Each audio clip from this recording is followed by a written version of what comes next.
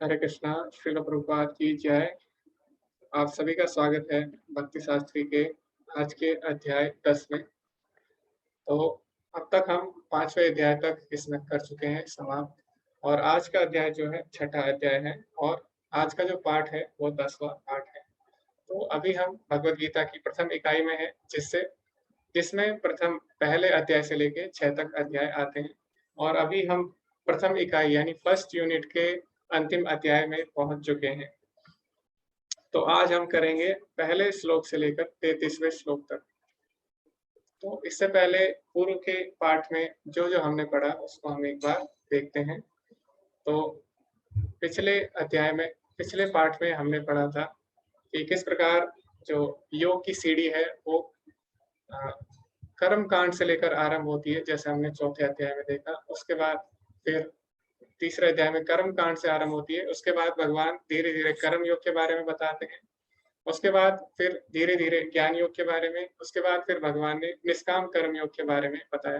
तो हमने योग की सीढ़ी के बारे में चर्चा की, और अंत में हमने चर्चा की थी कि किस प्रकार जो 5वें अध्याय का अंतिम श्लोक है, वो शांति सूत्र का कार्य करता है और किस प्रकार इस्कॉन में उसको अपनाया जाता है। तो आज का अध्याय हम आरंभ करेंगे। तो आज का जो अध्याय है उसका नाम है ध्यान योग। तो इसको हम अनेक भागों में विभाजित कर सकते हैं। पहले से लेके जो 9वें तक श्लोक है, उसमें भगवान योग की प्रारंभिक और अंतिम अवस्था यानी योगारूढ़ और योगारूढ़ अवस्था के बारे में चर्चा करते हैं। 10वें से लेके जो 27 तक श्लोक है, वो हमें योगाभ्यास के जो विभिन्न स्तर हैं, जैसे कि हमें पता है जो अष्टांग योग है, तो उसमें 8 अवस्थाएं आती हैं। तो अष्टांग योग की 8 अवस्थाओं के बारे में भगवान चर्चा करेंगे। उसके बाद किस प्रकार कृष्ण को हम योगाभ्यास द्वारा, विशेषकर जो अष्टांग योग है, उसके द्वारा किस प्रकार हम परमात्मा रूप में भगवान कृष्ण का अनुभव कर सकते हैं।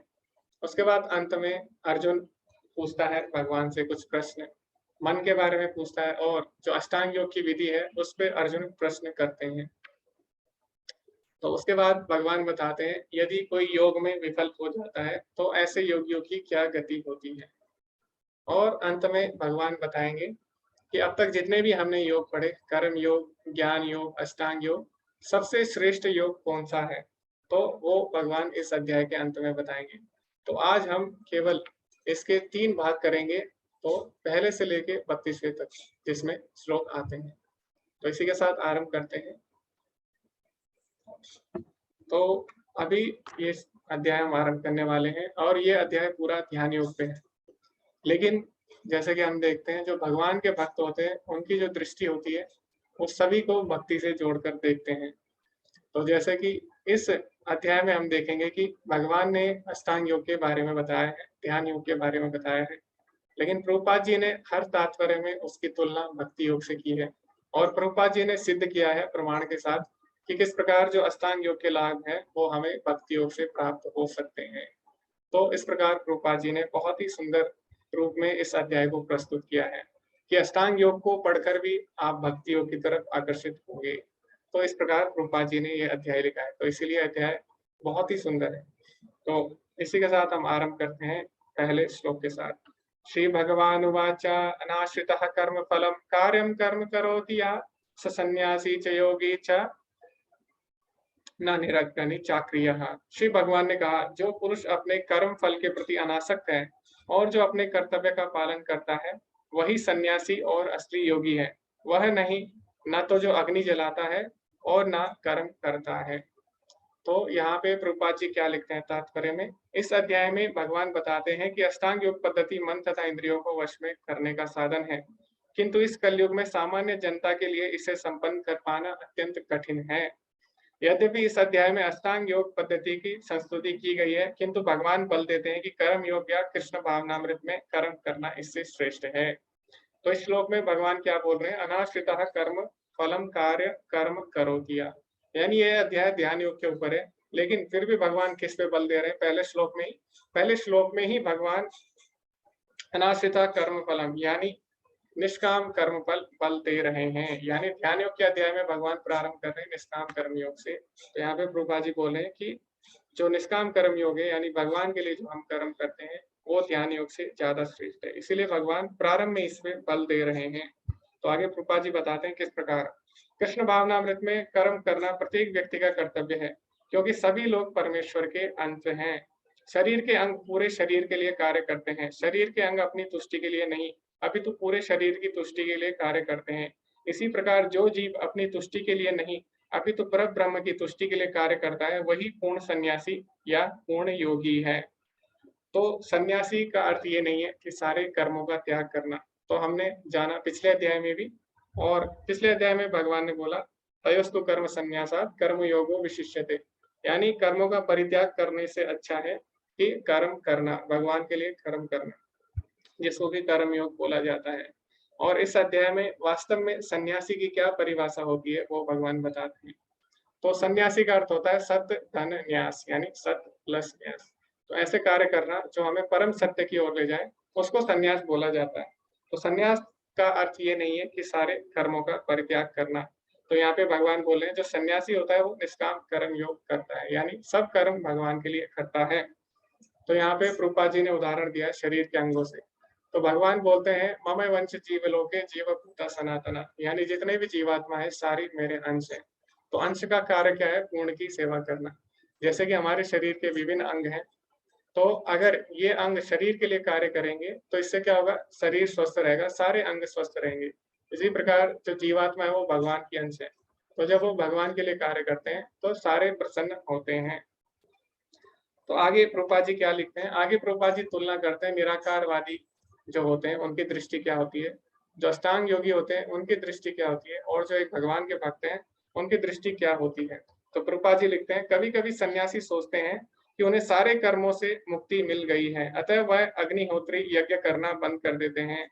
लेकिन वस्तुतः वह स्वार्थी है, क्योंकि उनका लक्ष्य निराकार ब्रह्म से तादात्म्य स्थापित करना होता है। तो जो मायावादी होते हैं या जो निराकारवादी होते हैं उनकी दृष्टि क्या होती है? वो सारे कर्म बंद कर देते हैं। क्यों? क्योंकि वो भक्ति नहीं करना चाहते, सेवा नहीं करना चाहते, इसलिए वो भगवान के निराकार अस्तित्व को स्वीकार करते हैं। क्योंकि निराकार में कोई भी सेवा नहीं है, निराकार को आप भोग नहीं लगा सकते, उसकी अर्च विग्रह सेवा नहीं कर सकते, उसको बहुत सी उसके लिए आप कीर्तन नहीं कर सकते, क्योंकि उसका नाम नहीं है, रूप नहीं है, गुण नहीं है। तो निराकारवादी क्या होते हैं? सेवा से वंचित होने के लिए, यानी स्वार्थ के लिए वो भगवान का निराकार रूप मान लेते हैं, और वो क्या करना चाहते हैं? सेवा नहीं करना चाहते, वो भगवान में लीन होना चाहते हैं। तो ये उनकी दृष्टि होती है। ऐसी इच्छा भौतिक इच्छा से तो श्रेष्ठ है, यानी ऐसी इच्छा श्रेष्ठ है कि उनको भौतिक चीजों में रुचि नहीं है, लेकिन ये सर्वाधिक श्रेष्ठ इच्छा नहीं है, क्योंकि ये स्वार्थ से रहित नहीं होती। इसी प्रकार जो योगी समस्त कर्म बंद करके अर्ध अर्ध निमीलित नेत्रों से योगाभ्यास करता है, वह भी आत्मतुष्टि की इच्छा से पूरित होता है। तो जो अष्टांग योगी होते हैं वो क्या करते हैं? तो योग की विभिन्न अवस्थाएं होती है, और कुछ अवस्थाएं ऐसी होती है जिसमें उन्हें विशेष सिद्धि प्राप्त होती है। तो अभी क्या होता है? जो अष्टांग योग से जो उन्हें फल मिल रहा है, जो उन्हें सिद्धि मिलती है, उससे वो बहुत ही ज्यादा आकर्षित हो जाते हैं। और कई-कई योगी ऐसे भी करते हैं, उन्हें जब कोई सिद्धि प्राप्त होती है, तो वो अपने आप को भगवान भी मानने लग जाते हैं। जैसे आपने अगर भक्ति विनोद ठाकुर जी के जीवनी के बारे में अगर आपने सुना होगा, जीवन चरित्र के बारे में, तो उनके समय में भी कई योगी थे जो अपने आप को भगवान बोलते थे।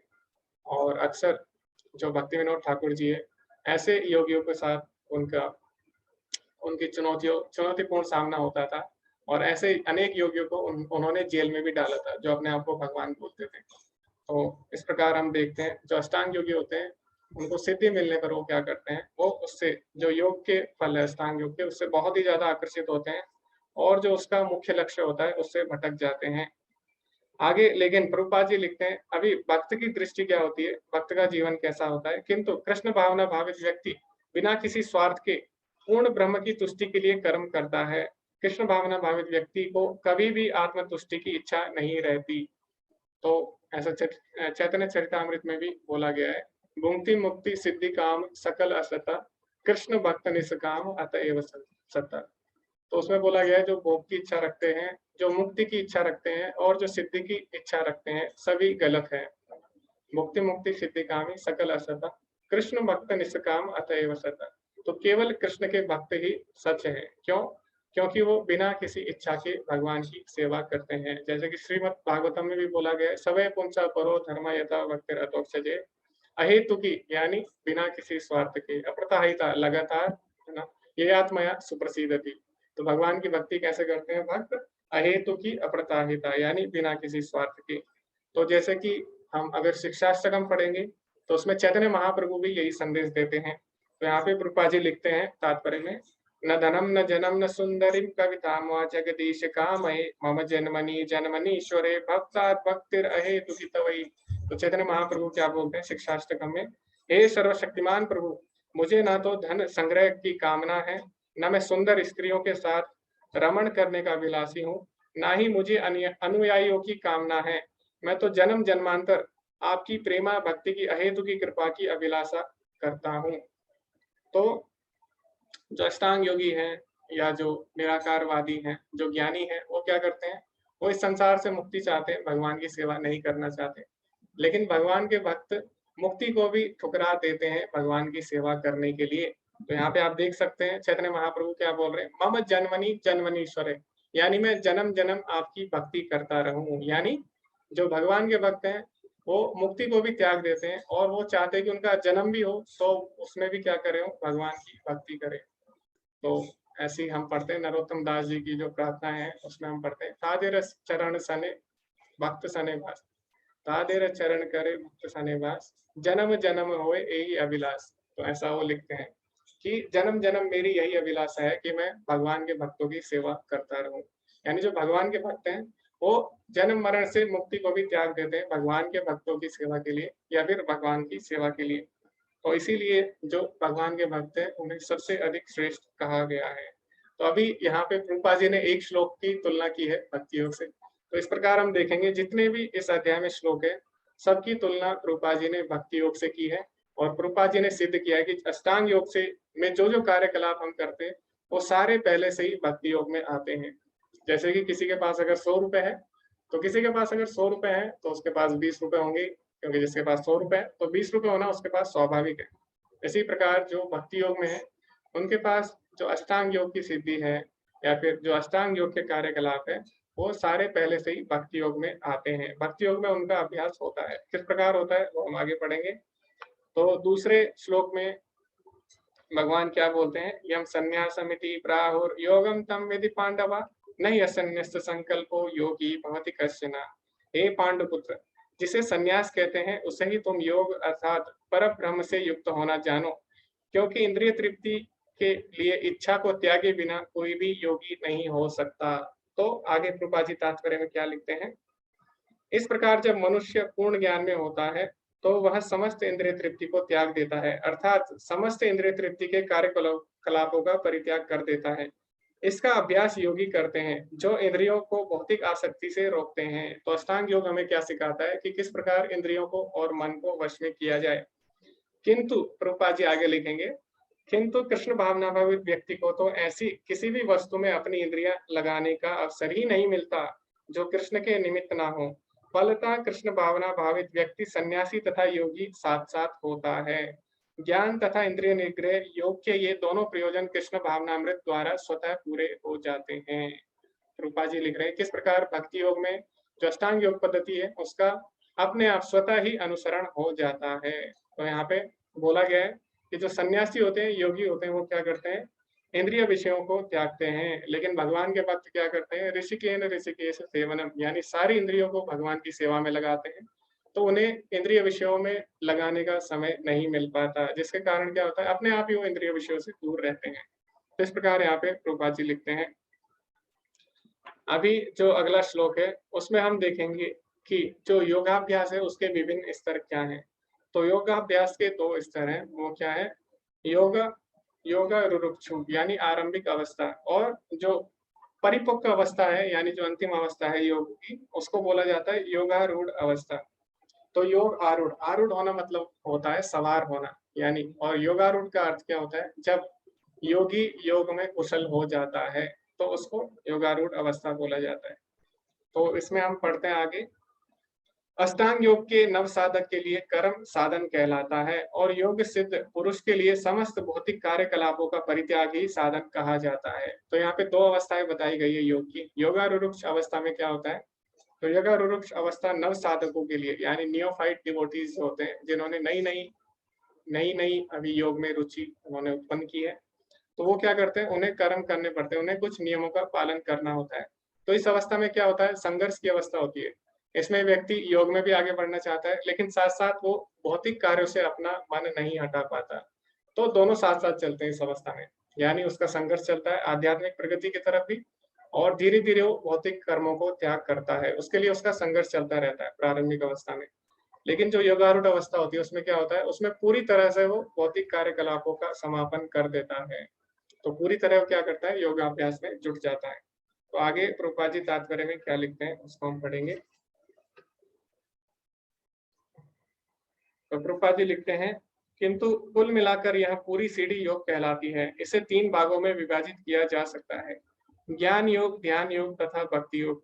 सीढ़ी के प्रारंभिक भाग को योगारूढ़ अवस्था और अंतिम भाग को योगारूढ़ कहा जाता है। जहाँ तक अष्टांग योग का संबंध है, विभिन्न यम नियमों तथा आसनों के द्वारा ध्यान में प्रविष्ट होने के लिए आरंभिक प्रयासों को सकाम कर्म माना जाता है। ऐसे कर्मों से पूर्ण मानसिक संतुलन प्राप्त होता है, जिससे इंद्रियां वश में होती हैं। किंतु जब मनुष्य पूर्ण ध्यान में सिद्धहस्त हो जाता है, तो विचलित करने वाले समस्त मानसिक कार्य बंद हुए माने जाते हैं। तो इस प्रकार योग की 2 अवस्थाएं हैं। किंतु कृष्ण भावना में भावित व्यक्ति, अब प्रभुपाद जी बताते हैं किस प्रकार भक्ति करने से ये जो अवस्थाएं हैं सारी तरह से संपन्न हो जाती है। किंतु कृष्ण भावना भावित व्यक्ति प्रारंभ से ही ध्यानावस्थित रहता है, क्योंकि वह निरंतर कृष्ण का चिंतन करता रहता है। इस प्रकार कृष्ण की सेवा में सतत व्यस्त रहने के कारण उसके सारे भौतिक कार्यकलाप बंद हुए माने जाते हैं। तो भगवान क्या बोलते हैं, मत मना भव मत भक्तो। तो भगवान बोलते हैं मेरे में मन लगाओ, मेरी भक्ति करो। तो जो भगवान की भक्ति करता है उसका स्वाभाविक रूप से मन भगवान में लग जाता है। तो यहाँ पे प्रभुपाद जी बोल रहे हैं, अष्टांग योगी क्या करता है, उसके लिए बहुत ज्यादा प्रयास करता है अपनी मन और इंद्रियों को वश में करने के लिए। लेकिन भगवान के जो भक्त होते हैं उनका मन हमेशा भगवान में लगा रहता है।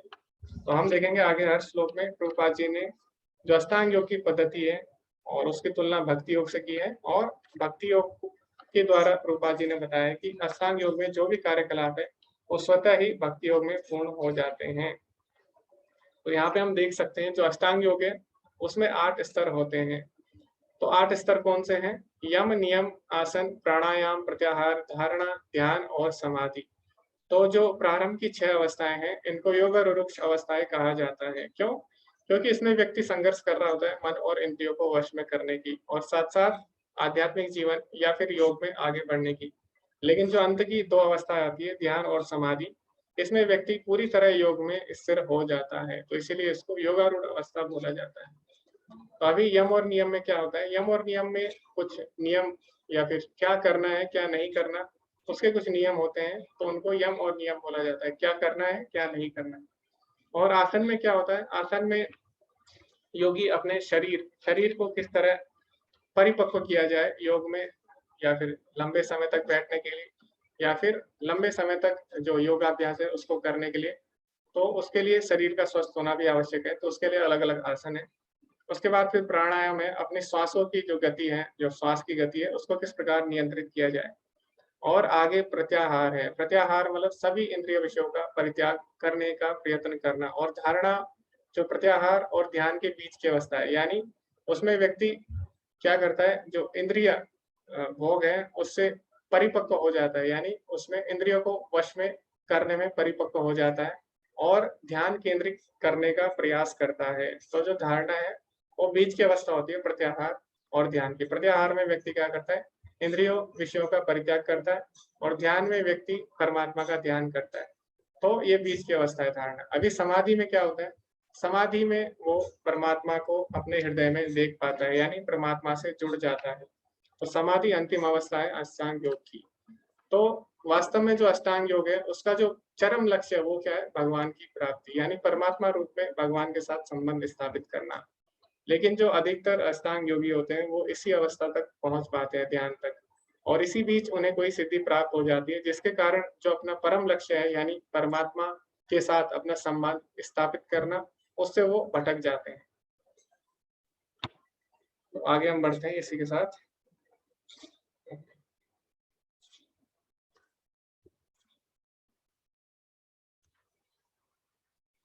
तो आगे जो श्लोक है उसमें मन के ऊपर बात की गई है। तो मन को किस प्रकार वश में करके क्या उसका लाभ है और मन अगर वश में ना हो तो क्या उसका नुकसान है। तो यहाँ पे ये श्लोक आता है। ओके, मनुष्य को चाहिए, तो 5वें श्लोक में भगवान बोलते हैं उत्तरेतात्मनां। तो इसमें भगवान बोलते हैं न आत्मनां अवसादेत आत्मा एवा हि आत्मना बंधु आत्मा एव रिपु आत्मना। मनुष्य को चाहिए कि अपने मन की सहायता से अपना उद्धार करे और अपने को नीचे न गिरने दे। यह मन बद्ध जीव का मित्र भी है और शत्रु भी है। बंधुरात आत्मनस्तस्य येन आत्मना जिता अनात्मनस्तु शत्रुत्वे वर्तितात्मैव शत्रुवत्। जिसने मन को जीत लिया उसके लिए मन सर्वश्रेष्ठ मित्र है, किंतु जो ऐसा नहीं कर पाया उसके लिए मन सबसे बड़ा शत्रु है। और आगे भगवान बताते हैं जितात्मना प्रशांतस्य परमात्मा समाहिता शीतोष्ण सुख दुखेषु तथा मानापमानयोः। जिसने मन को जीत लिया उसने पहले ही परमात्मा को प्राप्त कर लिया, क्योंकि उसने शांति प्राप्त कर ली है।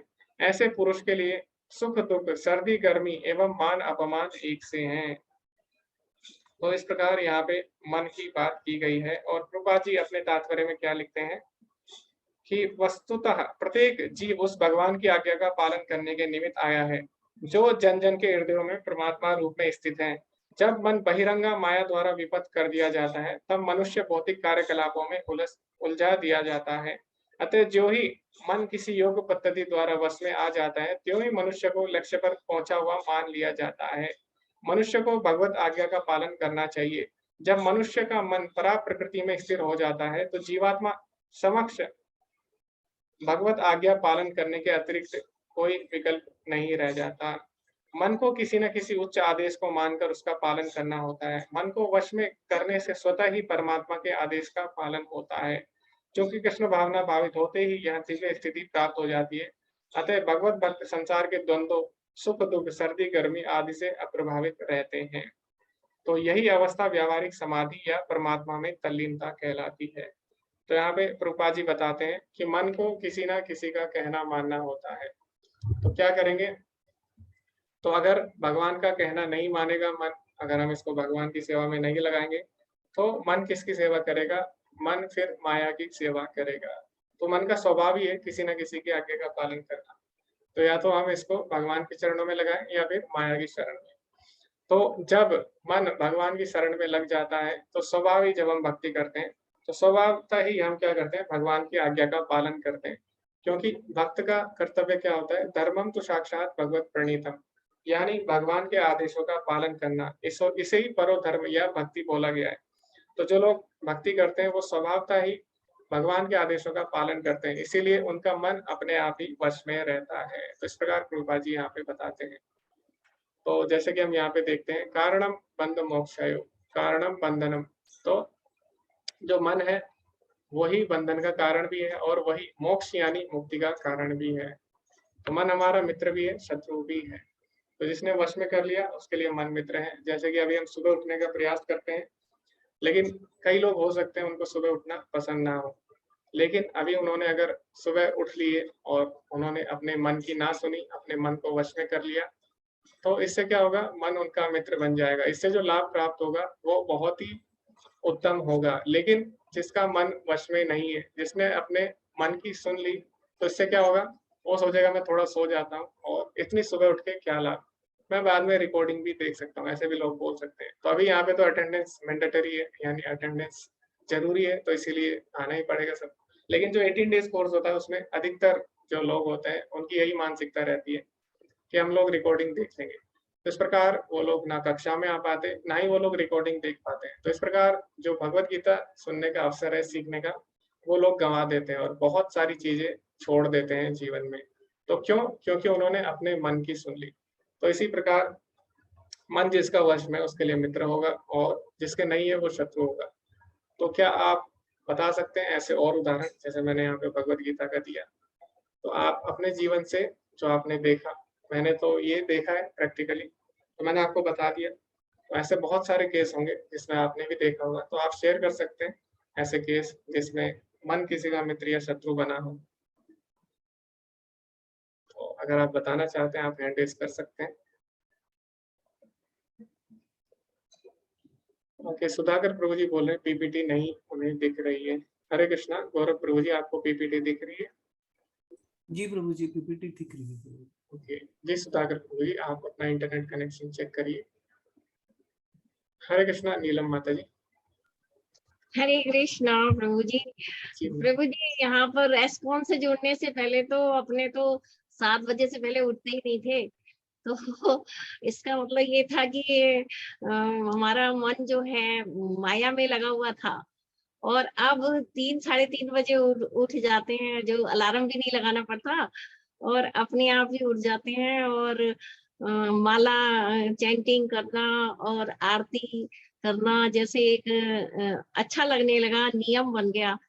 तो इसका मतलब यही है कि अब हमारा जो मन है वो मित्र बन गया, पहले जो वो हमारा शत्रु था। तो मेरा तो अपना यही एक्सपीरियंस है प्रभु जी। ओके। हरे कृष्णा।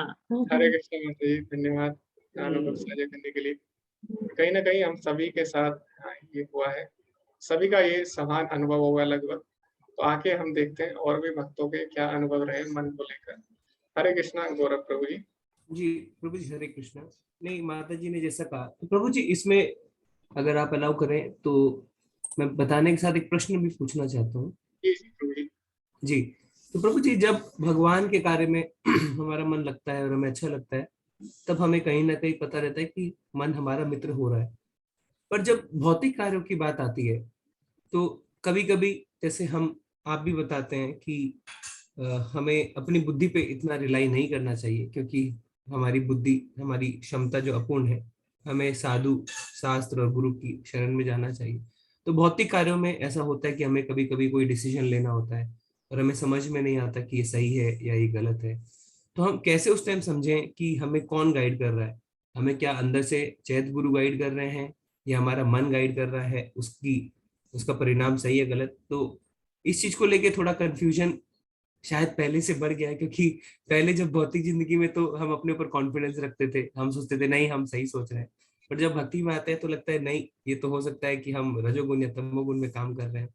तो भक्ति के जो चरण होते हैं, भक्ति के स्टेप्स में तो खुशी मिलती है कि मन मित्र बन रहा है। पर कभी कभी जब भौतिक चीजें करनी पड़ती है, डिसीजन लेने पड़ते हैं, तब प्रभु जी थोड़ा कंफ्यूजन रहता है कि ये सही है कि गलत है। तो प्रभु जी, हमारे जीवन में 2 प्रकार की शिक्षाएं होती है। तो भौतिक शिक्षा और आध्यात्मिक शिक्षा, जिसको विद्या और अविद्या बोला जाता है। तो विद्या मतलब होता है आध्यात्मिक ज्ञान, अविद्या मतलब होता है जो संसारिक ज्ञान है। और जो ईशोपनिषद है उसमें क्या बोला गया है, विद्याम च अविद्याम च यस्तद्वेद उभयं सः अविद्या मृत्युम तीर्थ विद्या अमृत अश्नुते। यानी जो व्यक्ति विद्या और अविद्या का साथ साथ अध्ययन करते हैं, वो विद्या के द्वारा अविद्या से मिलने वाले जो परिणाम है, यानी जो जन्म मृत्यु है, उसको लांघ जाते हैं। तो हमें दोनों को बैलेंस करके चलना होता है। और आध्यात्मिक गुरु के साथ भौतिक गुरु की भी आवश्यकता है। जैसे कि अर्जुन है, अर्जुन के पास जो द्रोणाचार्य जी हैं, तो द्रोणाचार्य जी जो थे, तो वो क्या थे, वो आध्यात्मिक गुरु नहीं थे उनके, है ना। उन्होंने क्या सिखाया था, उन्हें धनुर्विद्या सिखाई थी, सारी विद्याएं सिखाई थी और दुनिया का सबसे श्रेष्ठ योद्धा बनाया था। तो अर्जुन युद्ध कर सकते थे, युद्ध की नीति भी जानते थे। जैसे आप बता रहे कि जैसे हम लोग क्या करते हैं, अभी आप कोई काम करते हैं, ऑफिस से आते हैं, तो अर्जुन का काम क्या था, वो क्षत्रिय था। तो उसके जो द्रोणाचार्य जी थे वो भौतिक गुरु थे, तो उन्होंने उन्हें सिखाया था कि किस प्रकार राजनीति करनी है, किस प्रकार युद्ध करना है। तो अर्जुन को सब चीज आती थी, लेकिन फिर भी क्या हुआ, अंत में अर्जुन युद्ध नहीं कर सका। सब कुछ आने के बाद भी अर्जुन को युद्ध करना आता था, उसके पास अनेक अस्त्र शस्त्र थे और सारी राजनीति का उसे ज्ञान था, लेकिन फिर भी वो युद्ध नहीं कर पाया। क्यों? क्योंकि कमी किसकी थी, आध्यात्मिक ज्ञान की। वैसे तो अर्जुन भगवान के शुद्ध भक्त हैं, लेकिन लीला में अर्जुन दिखा रहे हैं कि हमारे पास कितना भी भौतिक ज्ञान हो, तो जब तक आध्यात्मिक ज्ञान ना हो या हमारे पास दोनों ना हो, तब तक हम जीवन में आगे नहीं बढ़ सकते। तो इसीलिए वहां पे अर्जुन ने हमें दर्शाया कि आध्यात्मिक ज्ञान होना आवश्यक है। तो इसीलिए हमें दोनों को बैलेंस करके चलना होगा।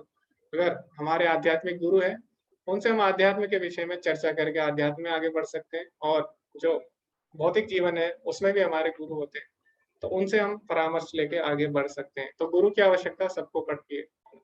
तो भौतिक जीवन में भी और आध्यात्मिक जीवन में भी दोनों में गुरु होने चाहिए। जी प्रभु जी, जी जी, धन्यवाद। ओके। हरे कृष्णा पुष्कर प्रभु जी। हरे कृष्णा प्रभु जी। तो जो मन मित्र हो रहा है, इसके 2 एग्ज़ाम्पल है। एक तो पहले जैसे होता था हर वीकेंड पे कुछ ना कुछ प्लानिंग होती थी, बाहर खाने हैं, बाहर का मँगाना है।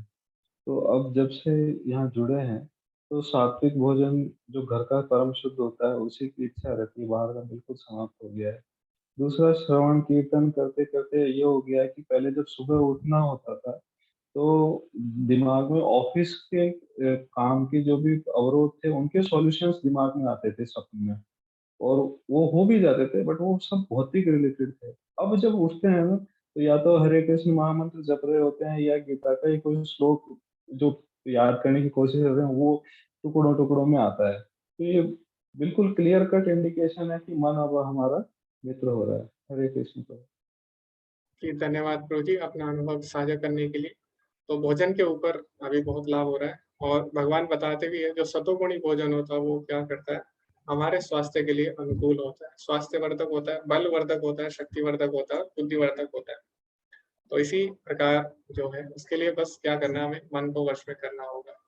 तो भक्ति जब हम करते हैं तो अपने आप ही जो हमारी जीवा है उस पे नियंत्रण हो जाता है। तो प्रभु जी ने इसका काफ़ी सुंदर उदाहरण दिया। तो आगे 8वें श्लोक में भी यही बात बोली गई है भगवान द्वारा। वह व्यक्ति आत्म साक्षात्कार को प्राप्त तथा योगी कहलाता है, जो अपने अर्जित ज्ञान तथा अनुभूति से पूर्णतया संतुष्ट रहता है। ऐसा व्यक्ति अध्यात्म को प्राप्त तथा जितेंद्रिय कहा जाता है। जितेंद्रिय यानी जिसने इंद्रियों को जीत लिया। वह सभी वस्तुओं को, चाहे वह कंकड़ हो, पत्थर हो या कि सोना, समान दृष्टि से देखता है। तो इसका मतलब क्या है, पहले वो हम समझेंगे। तो उससे पहले यहाँ पे प्रभुपाद जी तात्पर्य में क्या लिखते हैं, भक्ति रसामृत सिंधु से प्रभुपाद जी एक श्लोक का यहाँ पे प्रमाण के रूप में देते हैं। अतः श्री कृष्ण नामादि न भवेद ग्राम इंद्रिये, सेवान्मुखे ही जिह्वादो स्वयमेव स्फुरत्यतः। कोई भी व्यक्ति अपनी दूषित इंद्रियों के द्वारा श्री कृष्ण के नाम रूप गुण तथा उनकी लीलाओं की दिव्य प्रकृति को नहीं समझ सकता। भगवान की दिव्य सेवा से पूरित होने पर ही कोई उनके दिव्य नाम रूप गुण तथा लीलाओं को समझ सकता है। तो यहाँ पे इंद्रिय विषयों को नियंत्रण करने की बात कही गई है। तो यहाँ पे प्रभुपाद जी लिख रहे हैं कि जिसकी इंद्रिया वश में नहीं है, तो वो अपनी दूषित इंद्रियों द्वारा कभी भी भगवान की महिमा के बारे में नहीं समझ सकता, भगवान के नाम रूप गुण लीला धाम इत्यादि के बारे में नहीं जान सकता। इसीलिए जो भक्ति है उसमें जो अष्टांग योग में क्या कर रहे हैं, हम इंद्रियों को वश में करने का प्रयास कर रहे हैं।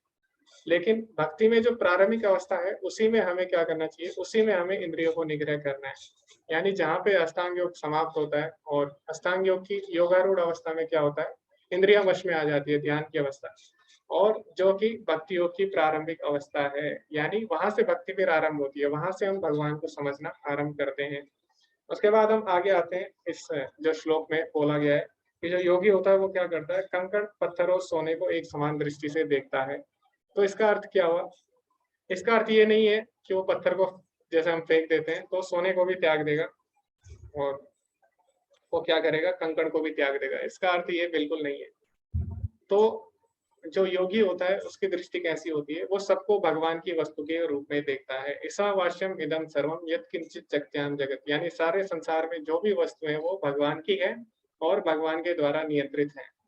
तो योगी की ये दृष्टि होती है। तो वो क्या करेगा, वो चाहेगा कि सारी वस्तुएं भगवान की सेवा में लगे। तो वो क्या करेगा, चाहे कंकड़ हो, पत्थर हो या सोना, सारी की सारी वस्तुएं भगवान की सेवा में लगाएगा। यानी वो सारी वस्तुएं त्यागेगा नहीं, सारी वस्तुएं भगवान की सेवा में लगाएगा। तो वास्तव में भगवत गीता हमें यही सिखाती है। भगवत गीता हमें ये नहीं सिखाती कि सारी वस्तुएं त्यागनी है। भगवत गीता हमें ये सिखाती है कि सारी वस्तुएं किस प्रकार भगवान की सेवा में लगानी है। तो एक बार प्रभुपाद जी से किसी ने पूछा कि कहीं पे उन्होंने पढ़ा होगा उनके शिष्य ने, एक जो योगी हैं, योगी लोग क्या करते हैं, वो सोना नहीं लेते या धन नहीं लेते, उससे दूर रहते हैं। तो ये कौन से योगी होते हैं, ये होते हैं मायावादी सन्यासी। तो वो क्या करते हैं, वो सारी चीजों को माया समझकर त्याग देते हैं। तो उनके शिष्य ने प्रभुपाद जी से पूछा कि अगर आपको कोई सोना दे तो आप क्या करेंगे।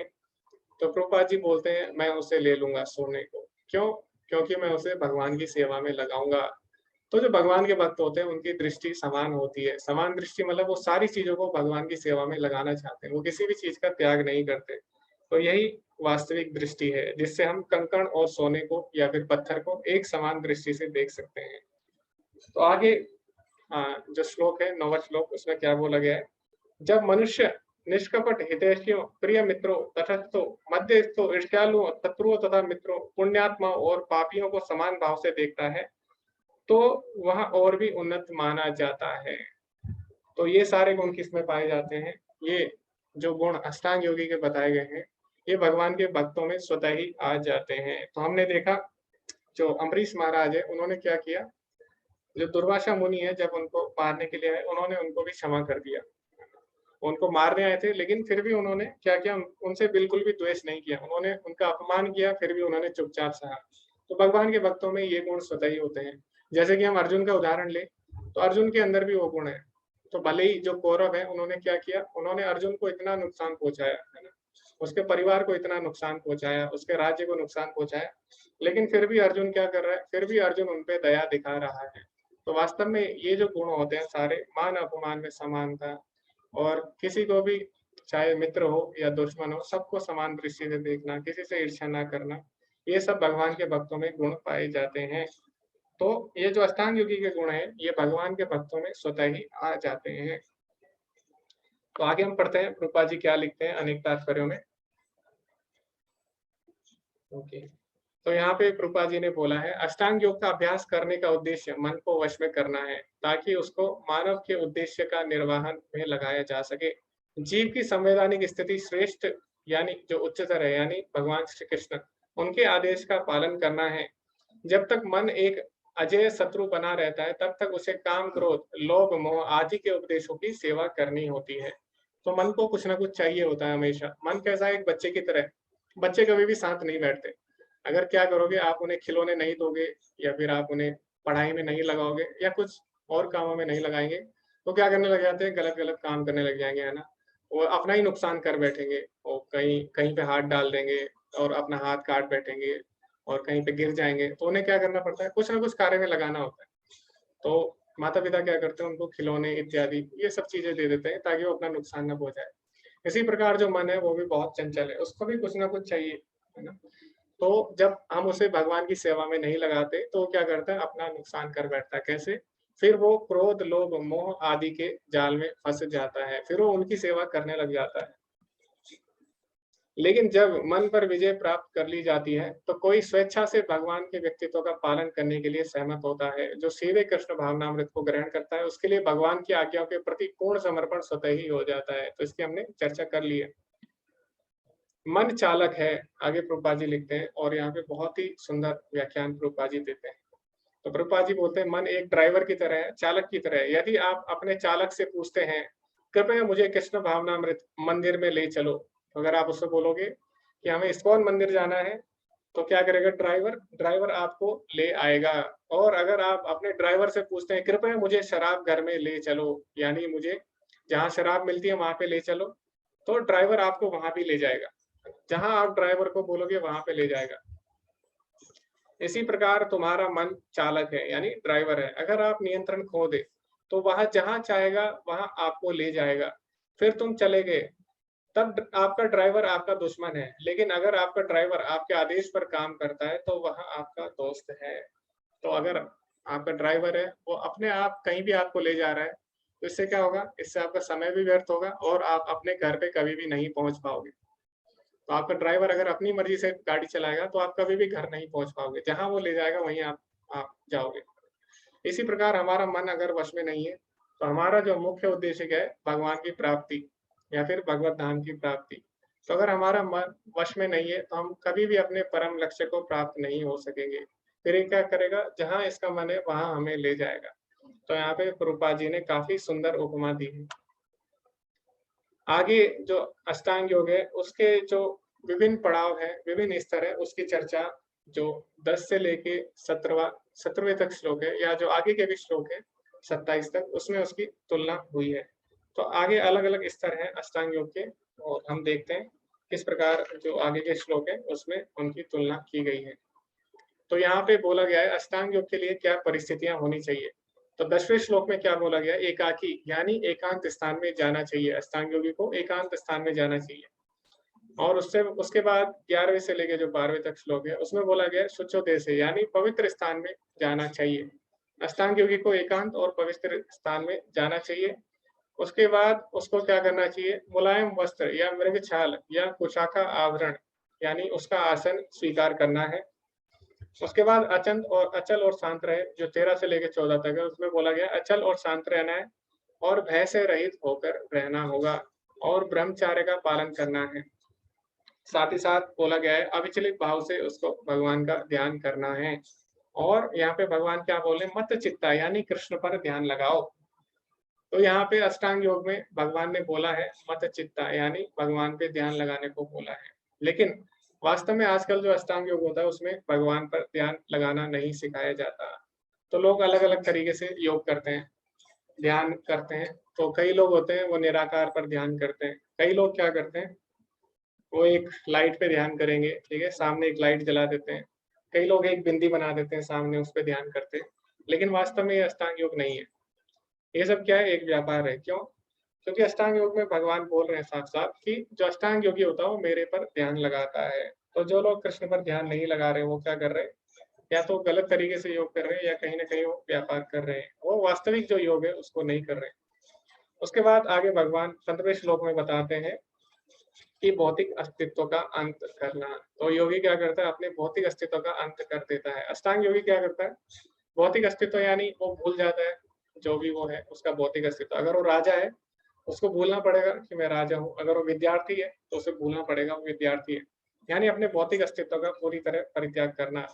उसके बाद आगे भगवान बताते हैं जो अष्टांग योगी होता है वो क्या करता है, वो हर कार्य को नियमित तरीके से करता है। युक्त आहार विहारस्य युक्त चेष्टस्य कर्मसु युक्त स्वप्न व बोधस्य योगो भवति दुःखः। तो खाने पीने का कार्य या फिर जो अपनी प्रशंसा के लिए, मनोरंजन के लिए जो कार्य होते हैं उसमें भी वो क्या करता है, नियमित रहता है। यानी ज्यादा नहीं खाना, ज्यादा नहीं सोना, ठीक है, और ज्यादा मनोरंजन के कार्य में व्यस्त ना होना। तो हर चीज, हर कार्यकलाप उसका नियमित रूप से होना चाहिए। तो ये यहाँ पे भगवान योगी के बारे में बताते हैं। तो इसी के साथ हम आगे बढ़ते हैं और अभी हम कहाँ तक कर चुके हैं, 17वें श्लोक तक हम कर चुके हैं। तो आगे 18वें श्लोक में क्या बताते हैं भगवान, जब योगी योगाभ्यास द्वारा अपने मानसिक कार्यकलापों को वश में कर लेता है और आध्यात्म में स्थिर हो जाता है, अर्थात समस्त भौतिक इच्छाओं से रहित हो जाता है, तब वह योग में सुस्थिर कहा जाता है। और आगे भगवान बोलते हैं जिस प्रकार वायु रहित स्थान में दीपक हिलता डुलता नहीं है, उसी तरह जिस योगी का मन वश में होता है वह आत्म तत्व के ध्यान में सदैव स्थिर रहता है। तो ये जो अवस्था है ये कौन सी है, ये है ध्यान की अवस्था। यानी जब योगी अपने इंद्रियों को वश में कर लेता है और उसमें परिपक्व हो जाता है, उसके बाद वो क्या करता है, उसके बाद वो ध्यान में स्थिर हो जाता है। तो यहाँ पे अलग अलग श्लोक में अलग अलग जो स्तर है अष्टांग योग के उनकी चर्चा हुई है। तो जो 10वां श्लोक है उसमें यम के बारे में बताया गया, यम और नियम के बारे में, योगी को क्या करना चाहिए क्या नहीं करना चाहिए। तो हम देखते हैं 10वें श्लोक में और 17वें श्लोक में क्या बोला गया है, युक्त आहार विहारस्य। तो किस प्रकार योगी का खाना होना चाहिए, योगी का सोना होना चाहिए, ना ज्यादा अधिक सोना है ना ज्यादा कम सोना है, ना ज्यादा अधिक खाना है ना कम खाना है, इस प्रकार सारी चीजें नियमित होनी चाहिए। तो यम नियम था। उसके बाद 11वें से जो 14वां श्लोक है उसमें क्या बोला गया है कि योगी का आसन कैसा होना चाहिए, उसको नीचे बैठना चाहिए और ना उसका अधिक आसन ऊंचा होना चाहिए ना नीचा होना चाहिए। इसी प्रकार प्राणायाम के बारे में, यानी जो योगी होता है किस प्रकार अपनी प्राण वायु अपने श्वास को वो क्या करता है, वो नियंत्रित करता है, वो 29वें श्लोक में यहाँ पे बोला गया है। और प्रत्याहार की जो अवस्था है, तो प्रत्याहार की अवस्था क्या होता है, उसमें सारे जो इंद्रिय विषय है उनका परित्याग करना होता है या फिर भौतिक अस्तित्व की समाप्ति करनी होती है। तो 15वें श्लोक में है। इसी प्रकार 18वें श्लोक में धारणा की चर्चा है, किस प्रकार एकाग्रता की ओर बढ़ता है योगी। और अभी जो हमने 19वां श्लोक हमने पढ़ा तो वो ध्यान की अवस्था है जिसमें योगी अविचलित हो जाता है। और जो आगे के श्लोक है उसमें समाधि की चर्चा होती है। तो समाधि की अवस्था में क्या होता है वो हमें 20वें से लेके जो 23वें तक श्लोक है उसमें चर्चा की गई है। तो समाधि जो है अष्टांग योग की अंतिम अवस्था है जिसमें जो योगी होता है वो परमात्मा से संपर्क बना पाता है, अपने हृदय में जो परमात्मा है उससे वो जुड़ जाता है। तो इस अवस्था में क्या होता है, सिद्धि की अवस्था में जिसे समाधि कहते हैं, मनुष्य का मन योगाभ्यास के द्वारा भौतिक मानसिक क्रियाओं से पूर्णतः संयमित हो जाता है। तो ये जो 20वें श्लोक का तात्पर्य है आप इसको पढ़ सकते हैं, आपके पास पुस्तक है। तो इसमें लिखा हुआ है भौतिक मानसिक क्रियाओं से पूर्णतः संयमित हो जाता है। इस सिद्धि की विशेषता यह है कि मनुष्य शुद्ध मन से अपने को देख सकता है और अपने आप में आनंद उठा सकता है। उस आनंदमयी स्थिति में वह दिव्य इंद्रियों द्वारा असीम दिव्य सुख में स्थित रहता है। इस प्रकार स्थापित मनुष्य कभी सत्य से विपथ नहीं होता और इस सुख की प्राप्ति हो जाने पर वह इससे बड़ा दूसरा लाभ नहीं मानता। ऐसी स्थिति को पाकर मनुष्य बड़ी से बड़ी कठिनाई में भी विचलित नहीं होता। यह निसंदेह भौतिक संसर्ग से उत्पन्न होने वाले समस्त दुखों से वास्तविक मुक्ति है।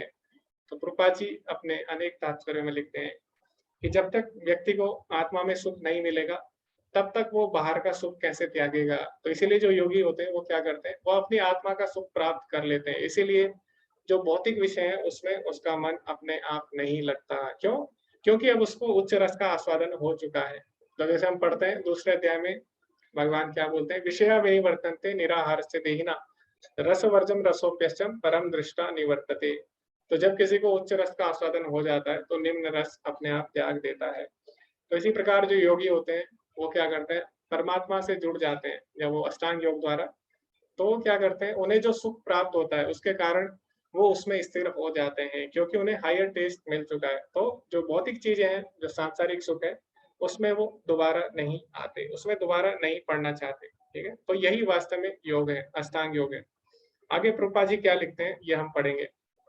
तो प्रभुपाद जी इसमें तात्पर्य में लिखते हैं कि कुछ अप्रामाणिक भाष्यकार जीवात्मा तथा परमात्मा के अभेद स्थापित करने का प्रयास करते हैं और अद्वैतवादी इसे ही मुक्ति मानते हैं, किंतु वे पतंजलि की योग पद्धति के वास्तविक प्रयोजन को नहीं जानते।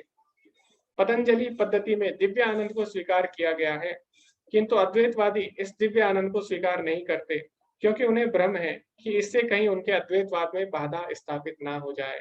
तो यहाँ पे बोला गया है, योगी जो है वो क्या करता है, वो अपने अंतःकरण में आनंद का अनुभव करता है, लेकिन जो मायावाद है, जो अद्वैतवाद है, उसमें आनंद को त्याग दिया जाता है। क्यों? क्योंकि उनका मानना है अगर आनंद है तो आनंद को भोगने वाला भी होगा। तो आनंद है और यानी परमानंद, जैसे भगवान है तो उनको हम परमानंद बोलते हैं ना, जो परम आनंद है।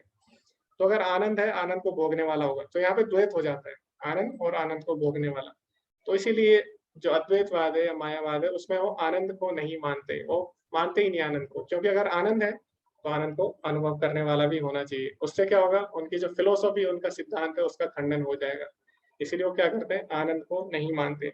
लेकिन यहाँ पे प्रभुपाद जी बोलते हैं ऐसा नहीं है, जो योगाभ्यास है उसमें आनंद की चर्चा हुई है। तो यहाँ पे जैसे हम देख सकते हैं श्लोक में भी चर्चा हुई है, और जो पतंजलि योग सूत्र है उसमें भी आनंद की चर्चा हुई है। तो उसमें क्या बोला गया है, तो प्रभुपाद जी लिखते हैं कि अद्वैतवादी ज्ञान तथा ज्ञाता के द्वैत को नहीं मानते, किंतु इस श्लोक में दिव्य इंद्रियों द्वारा अनुभूत दिव्य आनंद को स्वीकार किया गया है। इसकी पुष्टि योग पद्धति के विख्यात व्याख्या पतंजलि मुनि ने भी की है। योग सूत्र में जो 3.34 है उसमें महर्षि कहते हैं, पुरुषार्थ शून्य नाम गुणा नाम प्रतिप्रसवः कैवल्यम स्वरूप प्रतिष्ठा वा चित्ति शक्ति रीति। यह चित्त शक्ति या अतरंगा शक्ति दिव्य है।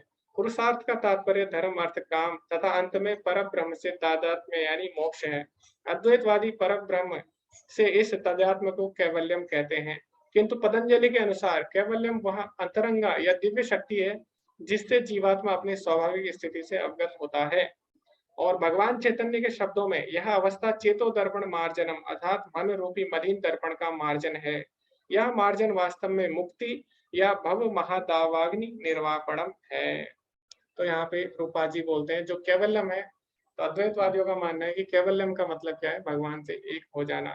तदात्म्य को वो कैवल्यम बोलते हैं, लेकिन पतंजलि योग सूत्र में जो कैवल्यम है उसकी परिभाषा बिल्कुल ही अलग है। तो पतंजलि योग सूत्र में अपना जो वास्तविक स्वरूप है उसको पहचानने की जो सिद्धि है, जो सिद्ध की अंतिम अवस्था है, यानी अपने आप को पहचानना, उसको कैवल्यम बोला गया है। तो वास्तव में केवलम मतलब ये नहीं है कि भगवान में विलीन हो जाना। केवलम मतलब है अपने जो वास्तविक पद है उसको जानना। तो जो जीवात्मा है उसका वास्तविक पद क्या है, दास भूतो हरे रेव नान्यथैव कदाचिन, यानी हमेशा हरि का दास बने रहना। जीवन स्वरूप है कृष्णेर नित्य दास। तो जब ये व्यक्ति जान जाता है तो ऐसी अवस्था को केवलम बोला जाता है। और ये कैसे प्राप्त होती है, चेतो दर्पण मार्जनम, जो हमारी आत्मा है, जो हमारा चित्त है, तो उससे जो काम क्रोध लोभ मोह इसका विकार है, इसकी जो परत होती है जब ये साफ हो जाती है आत्मा से, तो इससे हम क्या कर सकते हैं, इससे हम केवलम यानी अपनी वास्तविक जो अवस्था है उसका हम दर्शन कर सकते हैं। इसको बोला गया है महादागावति निर्वापणम, यानी संसार के सभी दुखों से मुक्ति। तो इस प्रकार रूपा जी बताते हैं। तो आगे हम चर्चा करेंगे। अभी हम क्या, तो जो 24वां श्लोक है उसमें क्या बोला गया है, मनुष्य को चाहिए कि संकल्प तथा श्रद्धा के साथ योगाभ्यास में लगे और पथ से विचलित ना हो। उसे चाहिए कि मनोधर्म से उत्पन्न समस्त इच्छाओं को निरपवाद रूप से त्याग दे और इस प्रकार मन के द्वारा सभी ओर से इंद्रियों को वश में करे। तो अष्टांग योग है, उसमें संकल्प की आवश्यकता है, लेकिन भक्ति योग में भी संकल्प आवश्यक है। जैसे कि अभी हमने संकल्प लिया है कि हम 16 माला करेंगे, तो हमें करनी होगी। क्यों? क्योंकि बिना इसके हम भक्ति में आगे नहीं बढ़ सकते। तो योग में संकल्प बहुत ही अधिक आवश्यक है। तो इसके लिए प्रभुपाद जी एक छोटा सा उदाहरण भी देते हैं कि किस प्रकार जो हमारा संकल्प है वो हमें भगवत प्राप्ति करा सकता है। तो वो कहानी है किसकी? एक गोरैया की और समुद्र की। तो किसी को अगर वो कहानी याद है तो आप सुना सकते हैं। इसमें तात्पर्य में प्रभुपाद जी ने लिखा है। तो संकल्प से किस प्रकार हम भगवान की प्राप्ति कर सकते हैं, उसके लिए प्रभुपाद जी ने एक गोरैया की और एक समुद्र की कहानी सुनाई है। जी हरे कृष्णा। अच्छा माता जी। हरे कृष्णा प्रभु जी। यहाँ पर यही संकल्प में यही कथा बताइए कि छोटी सी गोरैया होती है, उसके जो अंडे होते हैं वो समुद्र अपने लहरों में ले जाता है, लेकिन वो हार नहीं मानती है। वो इतनी छोटी सी होकर भी वो कहती है कि मैं इस समुद्र को सुखा दूंगी। तो वो अपनी चोंच से थोड़ा थोड़ा पानी लेके नीलने लग जाती है। तो जब वो ऐसा करती है तो सभी लोग उसका उपहास भी उड़ाते हैं कि छोटी सी गोरैया है और समुद्र से मतलब लड़ रही है। लेकिन जब गरुड़ महाराज होते हैं उनको ये पता चलता है तो वो उसकी मदद के लिए आते हैं और फिर वो उसके समुद्र को जो होता है उसके अंडे वापस देने पड़ते हैं। तो यही है कि जो संकल्प करता है और अपना कार्य स्वयं करने की शक्ति रखता है तो भगवान भी उसकी रक्षा करते हैं। जी समझ जाते हैं। हरे कृष्ण। जी धन्यवाद माता जी। हरे कृष्णा। बहुत ही सुंदर तरीके से आपने समझाया इसको। तो प्रभुपाद जी यहाँ पे उदाहरण देते हैं एक चिड़िया का, गौरैया का और एक समुद्र का। तो चिड़िया की तुलना समुद्र से नहीं की जा सकती, समुद्र इतना विशाल है। तो इसी प्रकार जो जीवात्मा है वो क्या करती है, माया से संघर्ष करती है। और माया क्या है, भगवान बोलते हैं मम माया दुरतया। तो भगवान की जो माया शक्ति है उसे पार कर पाना बहुत ही कठिन है। तो हम लोग भी अभी क्या कर रहे हैं, हम लोग माया के साथ संघर्ष कर रहे हैं। तो हमारा संघर्ष कैसा है, जैसे कि एक चिड़िया का संघर्ष एक समुद्र के साथ है, लेकिन फिर भी क्या होता है, जब जो गरुड़ देव होते हैं वो देखते हैं चिड़िया के संघर्ष को तो उसकी सहायता करते हैं। तो इसी प्रकार भगवान जब देखते हैं कि जीवात्मा क्या कर रही है, माया से संघर्ष कर रही है ना? और माया से बाहर निकलने के लिए संघर्ष कर रही है, तो हम माया से बाहर नहीं निकल सकते। जैसे भगवान बोलते हैं मम माया दुरत्य, यानी जीवात्मा अपने प्रयासों से माया से बाहर नहीं निकल सकती। तो उसके लिए फिर क्या करते हैं, भगवान हमारी सहायता करते हैं। तो भक्ति में संकल्प होना बहुत ही ज्यादा आवश्यक है, क्योंकि हम अपने बल पे कुछ भी, अपने बल से केवल हम कुछ नहीं कर सकते, लेकिन हमें क्या करना है, प्रयास करते रहना चाहिए। क्योंकि भगवान भक्ति में हमारा प्रयास देखते हैं। भक्ति में कभी भी पास या फेल नहीं होता। नेहा भी कर्म ना सोचते प्रतिवायो न विद्यते, उसमें देखा हमने दूसरे अध्याय में भगवान बोलते हैं कि जो भक्ति का मार्ग होता है उसमें पास या फेल नहीं होता। ठीक है। स्वल्पम अपि यस्य धर्मस्य त्रायते महतो भयात्। उसमें अगर हम थोड़ा सा भी प्रयास करते हैं, थोड़ा सा भी अगर हम संकल्प लेते हैं, तो वो हमारी महान भय से रक्षा कर सकता है। तो भक्ति में न पास है न फेल है, उसमें क्या है, केवल प्रयास है। तो हमें प्रयास करते रहना चाहिए संकल्प के साथ। ठीक है। तो यही हमें इस श्लोक से सीखने को मिलता है। अभी हम देखेंगे आगे के जो श्लोक है उसमें क्या बताया गया है। उसमें बताया गया है कि जो योगी होता है किस तरह से वो भगवान को परमात्मा रूप में अनुभव कर सकता है, क्या उसका अनुभव होता है। तो अभी तक हमने चर्चा की कि जो अष्टांग योग है उसके विभिन्न स्तर क्या होते हैं। तो उसका अंतिम स्तर जो था वो क्या था, समाधि। तो समाधि के बाद जो योगी होता है अपने हृदय में परमात्मा रूप में भगवान को देख सकता है, उनके दर्शन कर सकता है। आगे फिर क्या होता है वो हम देखते हैं। तो 28वें श्लोक में क्या बोलते हैं, इस प्रकार योगाभ्यास में निरंतर लगा रहकर आत्मसंयमी योगी समस्त भौतिक कलमश से मुक्त हो जाता है और भगवान की दिव्य प्रेमा भक्ति में परम सुख को प्राप्त करता है। और आगे फिर क्या बोला गया है, वास्तविक योगी समस्त जीवों में मुझको तथा मुझ में समस्त जीवों को देखता है। निसंदेह स्वरूप सिद्ध व्यक्ति मुझ परमेश्वर को सर्वत्र देखता है। तो जो अष्टांग योगी होते हैं वो भगवान को हर वस्तु में देख सकते हैं। तो इसी तरह जो भगवान के भक्त होते हैं उनकी भी दृष्टि होती है। तो भगवान ने 5वें अध्याय में बताया था, विद्या विनय संपन्ने ब्राह्मणे कवि अस्तिनि सुनी चैव स्वपाके च पंडिता समदर्शिना, कि वास्तव में जो बुद्धिमान व्यक्ति होता है वो समदर्शिना होता है, यानी वो व्यक्ति गाय हो, कुत्ता हो, हाथी हो, चंडाल हो या ब्राह्मण, सभी को समान दृष्टि से देखता है। क्यों?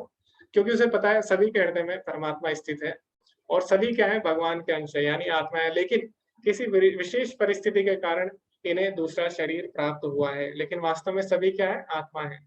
तो ये दृष्टि किसकी होती है? योगी की दृष्टि होती है। तो यही हमने देखा 5वें अध्याय में और यही हमने इस श्लोक में भी देखा। और आगे भगवान बताते हैं 30वें श्लोक में, यो मां पश्यति सर्वत्र सर्वं च मयि पश्यति तस्याहं न प्रणश्यामि स च मे न प्रणश्यति। जो मुझे सर्वत्र देखता है और सब कुछ मुझ में ही देखता है, उसके लिए ना तो मैं कभी अदृश्य होता हूँ, ना वह मेरे लिए अदृश्य होता है। तो जो भगवान के भक्त होते हैं सब जगह वो सारी चीजों को भगवान से जोड़कर देख सकते हैं और इस प्रकार भगवान उनके लिए कभी भी अदृश्य नहीं होते। तो जैसे हमने देखा कि प्रभुपाद जी बोलते हैं कि जो उनके गुरु है भक्ति सिद्धांत सरस्वती ठाकुर, एक सेकंड भी ऐसा नहीं था जब उन्हें भगवान का विस्मरण हुआ हो, यानी वो जब भगवान को भूले हैं।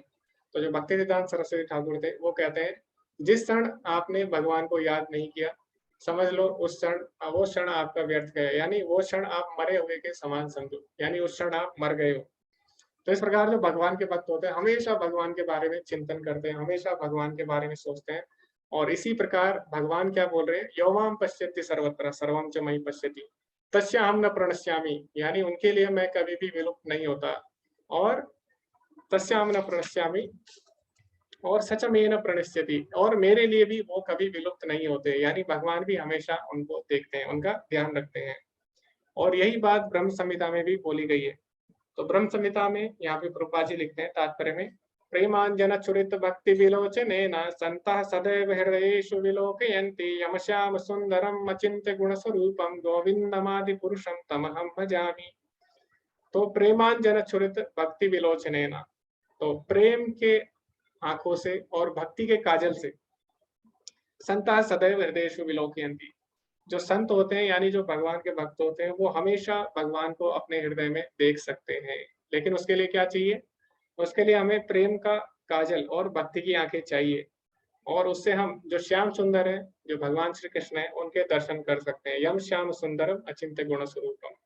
तो ये भक्ति के भी लाभ हैं। तो जो योगी होता है अष्टांग योगी, वो क्या करता है, वो भी भगवान को अपने हृदय में देखता है परमात्मा रूप में। और जो भगवान के भक्त होते हैं वो भी, उनकी भी दृष्टि ऐसी ही होती है, तो वो भी भगवान को अपने हृदय में हमेशा देख सकते हैं। तो इसीलिए जो भक्ति योग है उसमें हमें अष्टांग योग के लाभ स्वतः ही प्राप्त हो जाते हैं।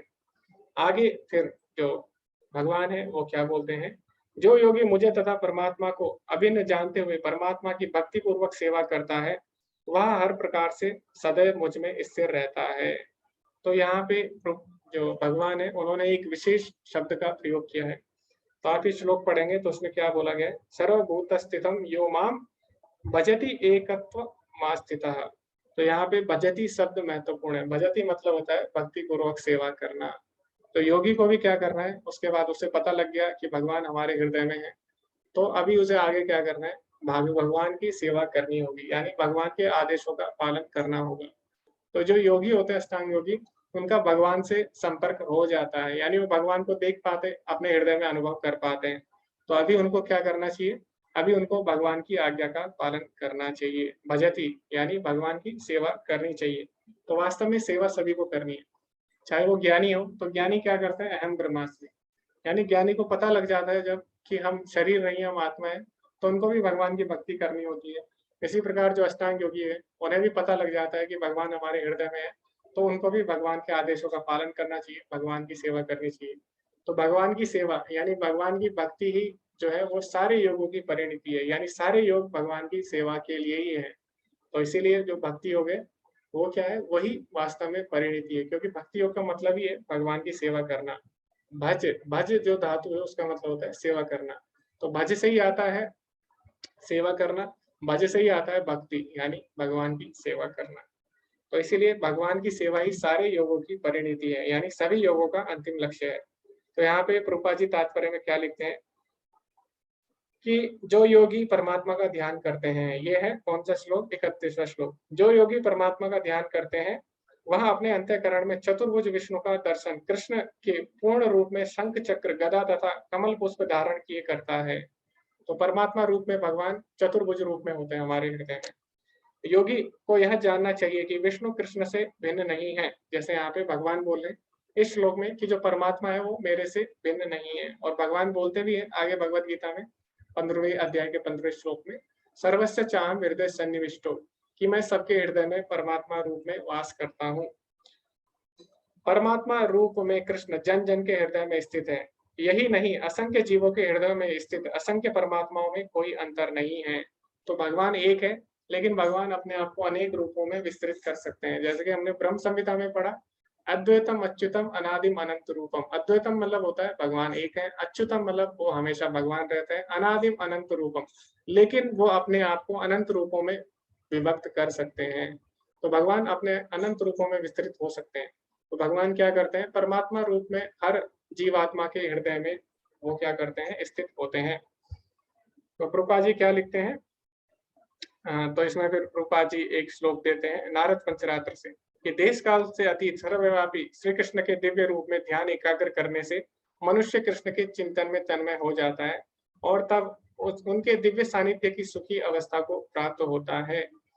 और आगे प्रभुपाद जी ये भी लिखते हैं कि एक एव परो विष्णु सर्वव्यापी न संशया एषो याद रूपेकम च सूर्यवत बहु देहते। तो इसको समझाने के लिए एक बहुत ही सुंदर उदाहरण दिया गया है। तो वो कौन सा है, विष्णु एक ही है फिर भी वे सर्वव्यापी है। एक रूप होते हुए भी वे अपनी अचिंत्य शक्ति से सर्वत्र उपस्थित रहते हैं। जिस प्रकार सूर्य एक ही है लेकिन अनेक समय में अनेक स्थानों में दिखाई देता है। तो सूर्य एक ही होता है लेकिन सभी लोग उसको अनेक जगह से अलग अलग स्थान पर देख पाते हैं, अलग अलग स्थान से अलग अलग समय में लोग सूर्य को देख पाते हैं, लेकिन सूर्य एक ही है। इसी प्रकार भगवान परमात्मा रूप में सबके हृदय में है, लेकिन वास्तव में भगवान एक ही है। ठीक है, तो भगवान क्या कर सकते हैं, अपने आप को विस्तृत कर सकते हैं। जैसे कि जो रासलीला होती है उसमें क्या होता है, उसमें लाखों करोड़ों गोपियां होती है, लेकिन भगवान भी अपने आप को अनंत रूपों में विभाजित कर देते हैं, अपने अनंत रूपों में वो क्या होते हैं, विस्तृत हो जाते हैं। इसी प्रकार हमने देखा जब जो भगवान के मित्र थे उन्हें जब ब्रह्मा जी उठा लेते हैं तो भगवान क्या करते हैं, अपने अनेक मित्रों के रूप में विस्तृत हो जाते हैं। तो भगवान अनेक रूपों में विस्तृत हो सकते हैं। ठीक, तो इस तरह हमें इसको समझना चाहिए कि परमात्मा रूप में भी भगवान क्या है, सभी जीवों के हृदय में स्थित है। और ब्रह्म संहिता में एक और श्लोक है जिसमें बोला गया है गोलोक एवं निवसति अखिलात्म भूतो, यानी भगवान अपने गोलोक धाम में स्थिर होते हुए भी क्या करते हैं, समस्त जगत में विराजमान है। कैसे, अपने अंश के रूप में या फिर अपनी शक्तियों के रूप में, परमात्मा रूप में या फिर अपनी शक्तियों के रूप में। तो ये हम समझते हैं। तो आगे क्या होता है फिर इस अध्याय में, तो वो हम अभी पढ़ेंगे और उसकी हम चर्चा करेंगे। तो अभी जो अर्जुन होता है वो इस योग पद्धति को अस्वीकार कर देता है। तो अर्जुन क्या बोलता है, अर्जुन बोलता है 33वें श्लोक में, अर्जुन ने कहा हे मधुसूदन, आपने जिस योग पद्धति का संक्षेप में वर्णन किया है वो क्या है, वह मेरे लिए अव्यावहारिक है तथा असहनीय है, क्योंकि मन चंचल तथा अस्थिर है। तो इस प्रकार अर्जुन क्या करता है कि जो योग पद्धति है, जो अष्टांग योग पद्धति है, उसको अस्वीकार कर देता है। तो हमें क्या करना है, हमें ये बताना है कि अर्जुन ने ऐसा क्यों किया। तो अब तक हमने जो जो पढ़ा उसके अनुसार हमें बताना है। जैसे हमने पढ़ा एकांत स्थान पर जाना चाहिए और वहां पे नीचे हमारा आसन होना चाहिए, पवित्र स्थान पे जाना चाहिए, और इस प्रकार हमने अनेक अनेक स्तर पढ़े। तो उसके अनुसार हमें बताना है कि अर्जुन ने ऐसा क्यों किया, अर्जुन के लिए क्या ये कठिन था, तो ये भी हम चर्चा करेंगे। तो इसके लिए क्या करेंगे, हम अभी ग्रुप डिस्कशन करेंगे छोटे छोटे ग्रुप में, और आपको बताना है कि अर्जुन ने ये क्यों किया, अर्जुन ने ऐसा क्यों किया, और जो ये योग पद्धति है इसको अर्जुन ने क्यों अस्वीकार किया, क्यों अर्जुन ने ऐसा बोला कि मैं इसको नहीं कर सकता, और ये बिल्कुल भी व्यवहारिक नहीं है, यानी बिल्कुल भी प्रैक्टिकल नहीं है। तो इसके ऊपर आपको चर्चा करनी है। और अभी समय क्या हो चुका है, 7:06 हो रहे हैं, और लगभग 7:15 बजे हम इसको समाप्त करेंगे, और उसके बाद आप चर्चा कर सकते हैं, आप रूपा जी के परपर्ट्स पढ़ सकते हैं दोबारा से। अभी 7:15 6:15 पे 7:15 पे हम लोग मिलेंगे दोबारा से।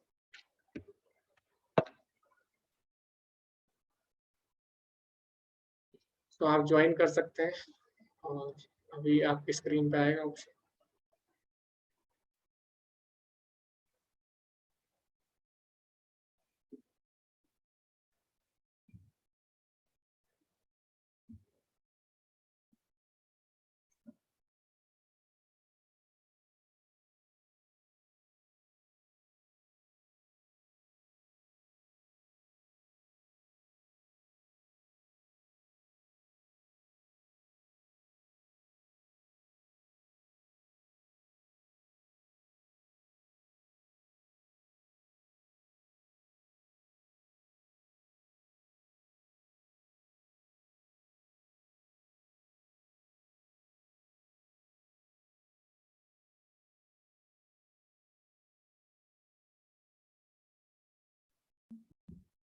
हरे कृष्णा पूनम माता जी, आप भी ज्वाइन कर सकते हैं।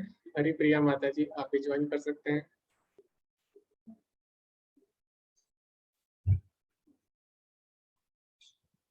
हरे कृष्णा हरि प्रिया माता जी, आप सुन पा रहे हैं मुझे?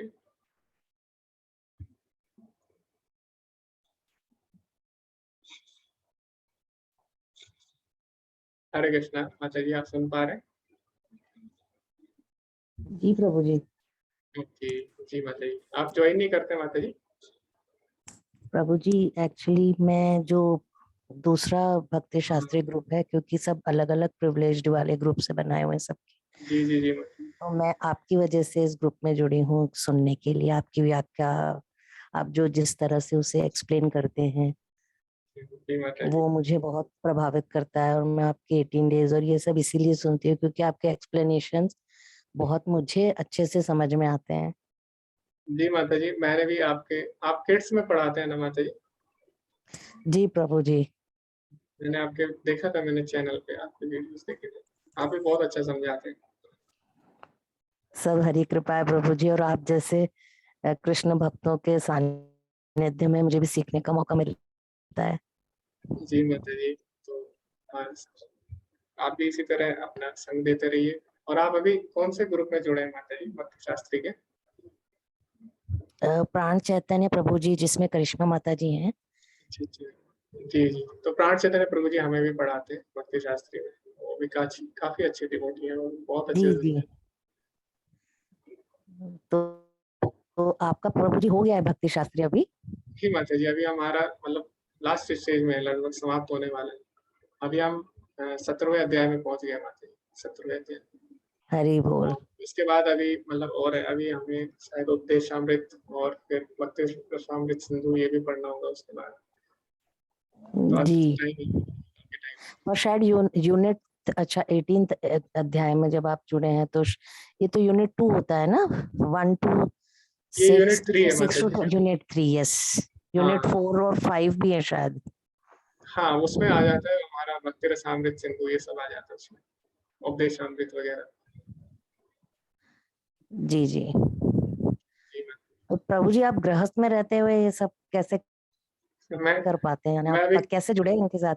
नहीं, मैं अभी किसी में नहीं हूँ माता जी, मैं अभी स्टूडेंट हूँ। मैं अभी अच्छा, पढ़ाई आप कर रहा हूँ। IIT कानपुर में है ना? जी माता जी। तो आप कौन से ईयर में है? मैं तो अभी माता जी PhD के 3rd ईयर में हूँ।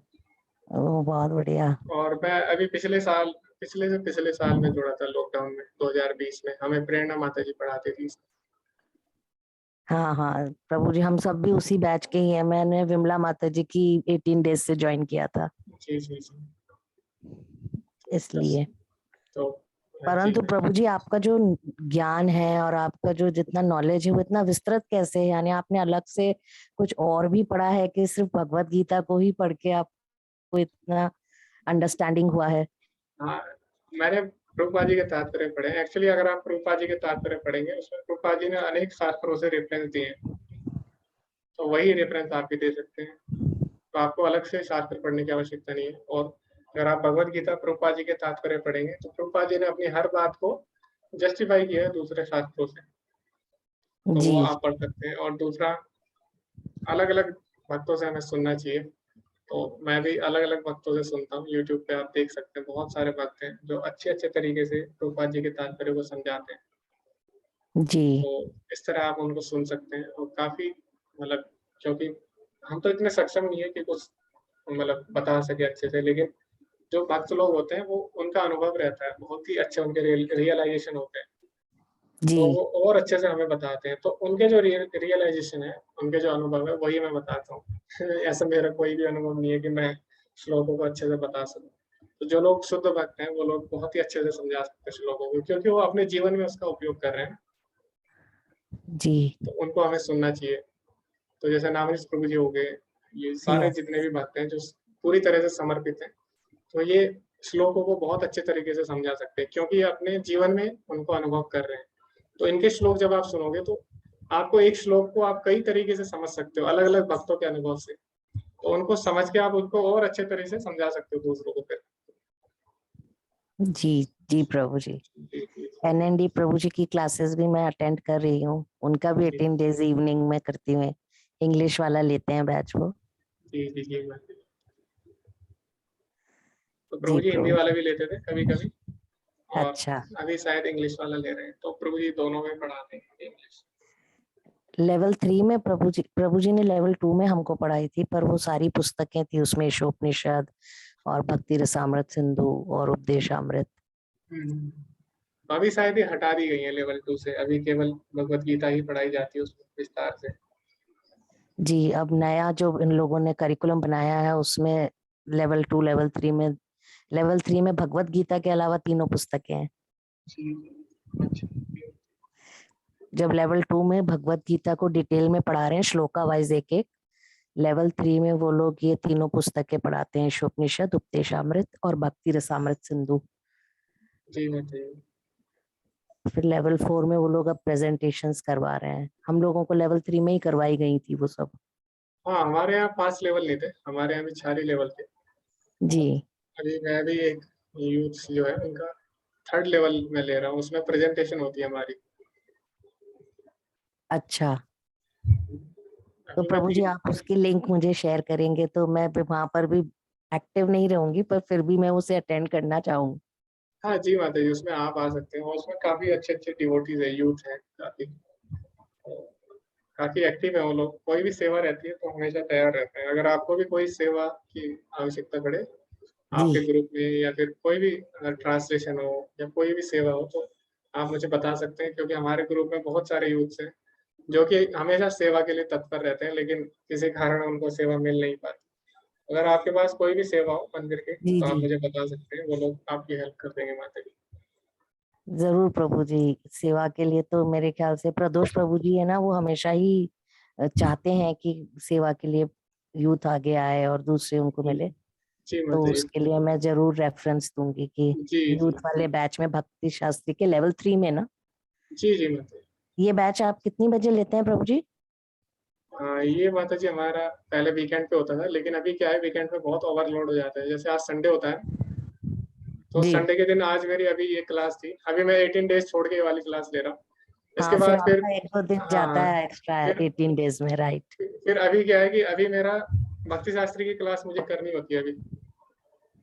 इसके बाद मुझे भक्ति शास्त्री की क्लास करनी होगी ना, जी जी हमारा कोर्स होता है और फिर उसके बाद क्या था मुझे शाम को फिर उनको पढ़ाना होता था वीकेंड पे।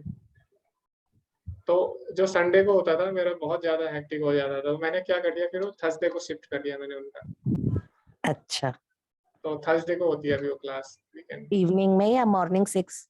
वो मॉर्निंग में नहीं होती माता जी, वो इवनिंग में होती है। हाँ क्योंकि ठीक मॉर्निंग है। में तो 18 डेज़ होता है ना, जी जी इसीलिए वो क्लास इवनिंग में होती है।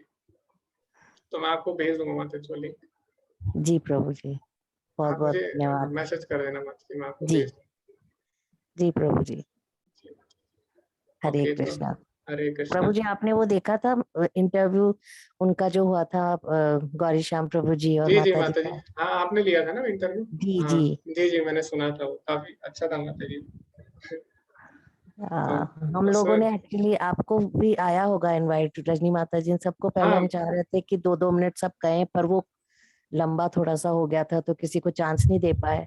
हाँ, जी माता जी, कोई बात नहीं माता जी, भक्तों के बारे में सुनना ज्यादा अच्छा लगता है और भक्त अपने बारे में सुनना नहीं चाहते ज्यादा, वो भी है। तो उनके बारे में जो बताया उन्होंने, प्रभु जी ने और माता जी ने, बहुत ही अच्छा लगा, क्योंकि बचपन से ही उनकी रुचि थी ना भक्ति में, हम देख सकते हैं। मतलब जी बचपन से ही उनका स्वभाव अलग था, भक्ति में तो रुचि बाद में आई, बाद में लेकिन आई उनका प्रभु स्वभाव जी। बचपन से ही अलग था। हाँ, वो वैसे बहुत सहिष्णु और धैर्यवान थे। मैं खाने वाने के जो एग्जाम्पल्स थे उनके, कि भोजन आदि को लेकर भी वो हाँ इतने ज्यादा वो नहीं थे। हाँ, इसमें ज्यादा चॉइस नहीं करते थे, वो सेलेक्टिव नहीं थे, जी। जो भी मिल जाता था उसको संतुष्ट रहते थे। वो जी काफी मुझे लगा कि वो एक बहुत अच्छा प्रेरणादायक एपिसोड था ओवरऑल।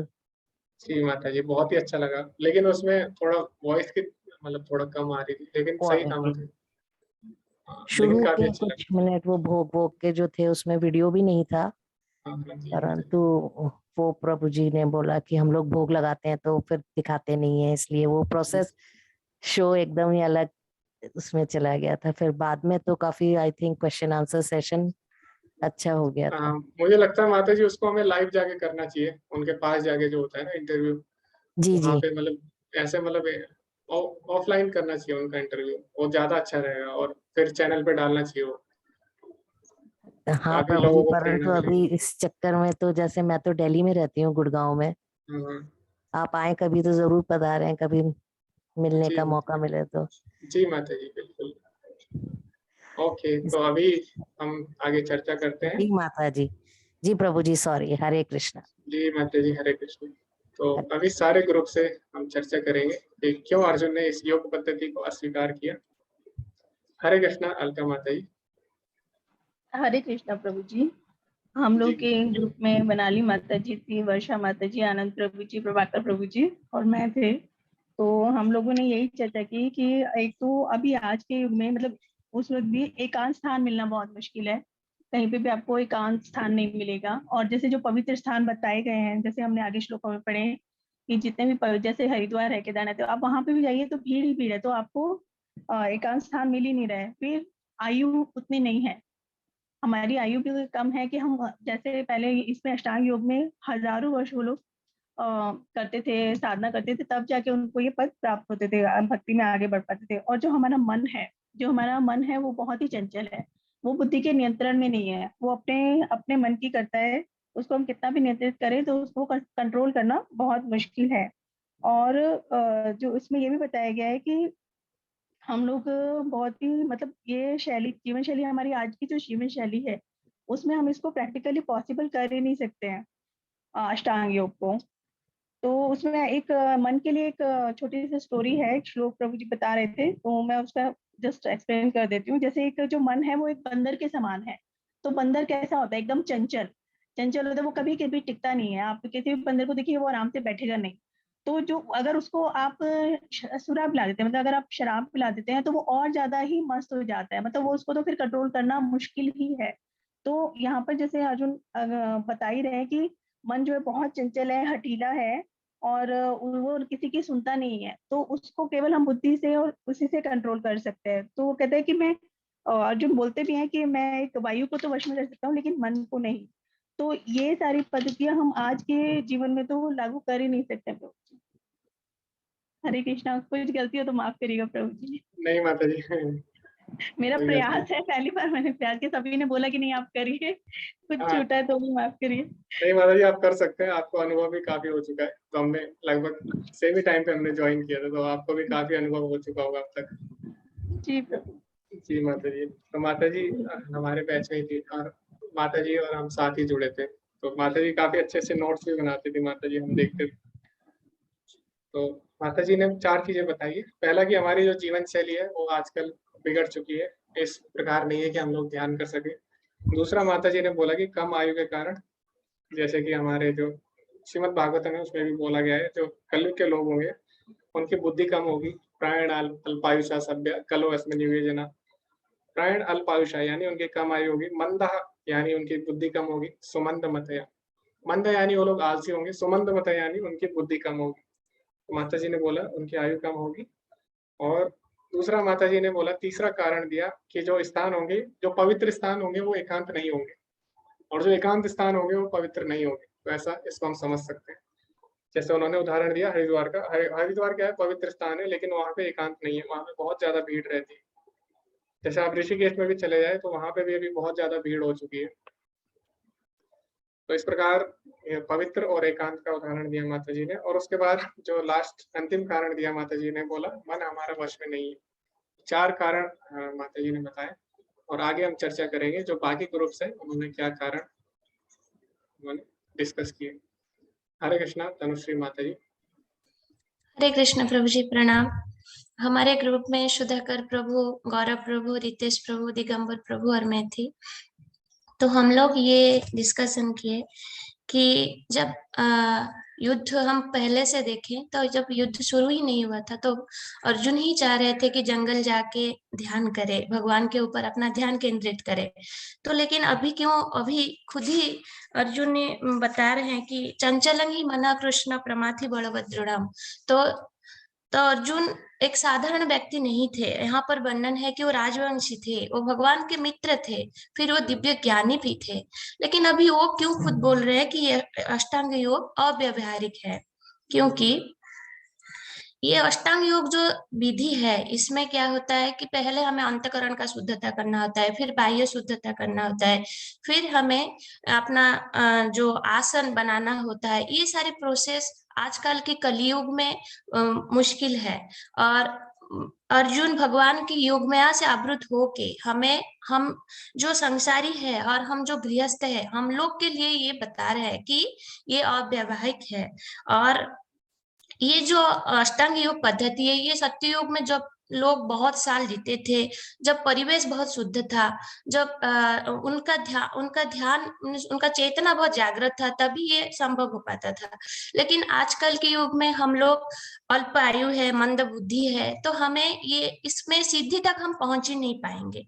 तो इसलिए इस कलयुग में जो बद्ध जीव है, उन लोग को दृष्टि में आगे रख के अर्जुन बता रहे हैं कि ये अष्टांग योग बहुत ही मुश्किल है। तो वो बता रहे हैं ऐसे उपमा देके कि 1 मिनट हो तो मैं वायु को भी अपने कंट्रोल में कर सकता हूँ, लेकिन मन को कंट्रोल करना बहुत ही मुश्किल है, क्योंकि हमारे मन अपने बुद्धि के द्वारा वो नियंत्रित नहीं है।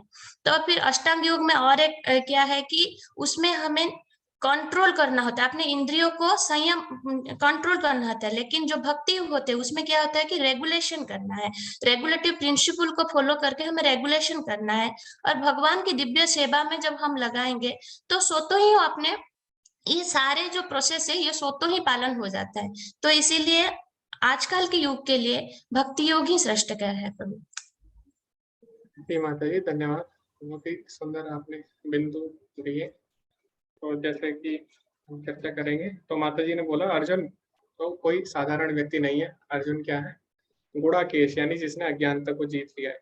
तो वो व्यक्ति ऐसा क्यों बोल रहे हैं? ताकि कलयुग के जो लोग हैं उनको क्या कर सके, उनको सचेत कर सके कि जो, यानी हमें सचेत करने के लिए अर्जुन ने ऐसा बोला। एक कारण माता जी ने ये दिया।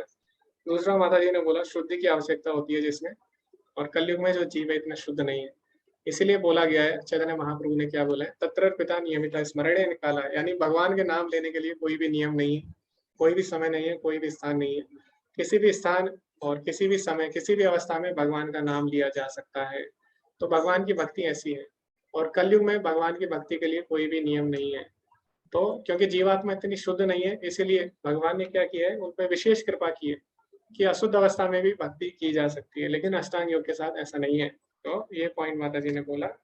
फिर माता जी ने बोला ग्रस्त जो व्यक्ति होते हैं वो अष्टांग योग नहीं कर सकते, और बिल्कुल उचित है ये। क्यों? क्योंकि इसमें एकांत स्थान पर जाना और बहुत दूर जाना पड़ता है, और सारी चीजों का परित्याग करना पड़ता है, भौतिक अस्तित्व का परित्याग करना पड़ता है, जो कि ये संभव नहीं है। जो ग्रस्त है तो वो जो है भौतिक अस्तित्व का पूरी तरह समापन नहीं कर सकता। यानी अगर वो कोई विद्यार्थी है तो ये नहीं भूल सकता कि वो विद्यार्थी है, यानी वो अपने भौतिक अस्तित्व को समाप्त नहीं कर सकता। जो कोई ग्रस्त है वो ये नहीं भूल सकता कि मैं ग्रस्त हूँ। तो ये ग्रस्त जीवन के लिए संभव नहीं है।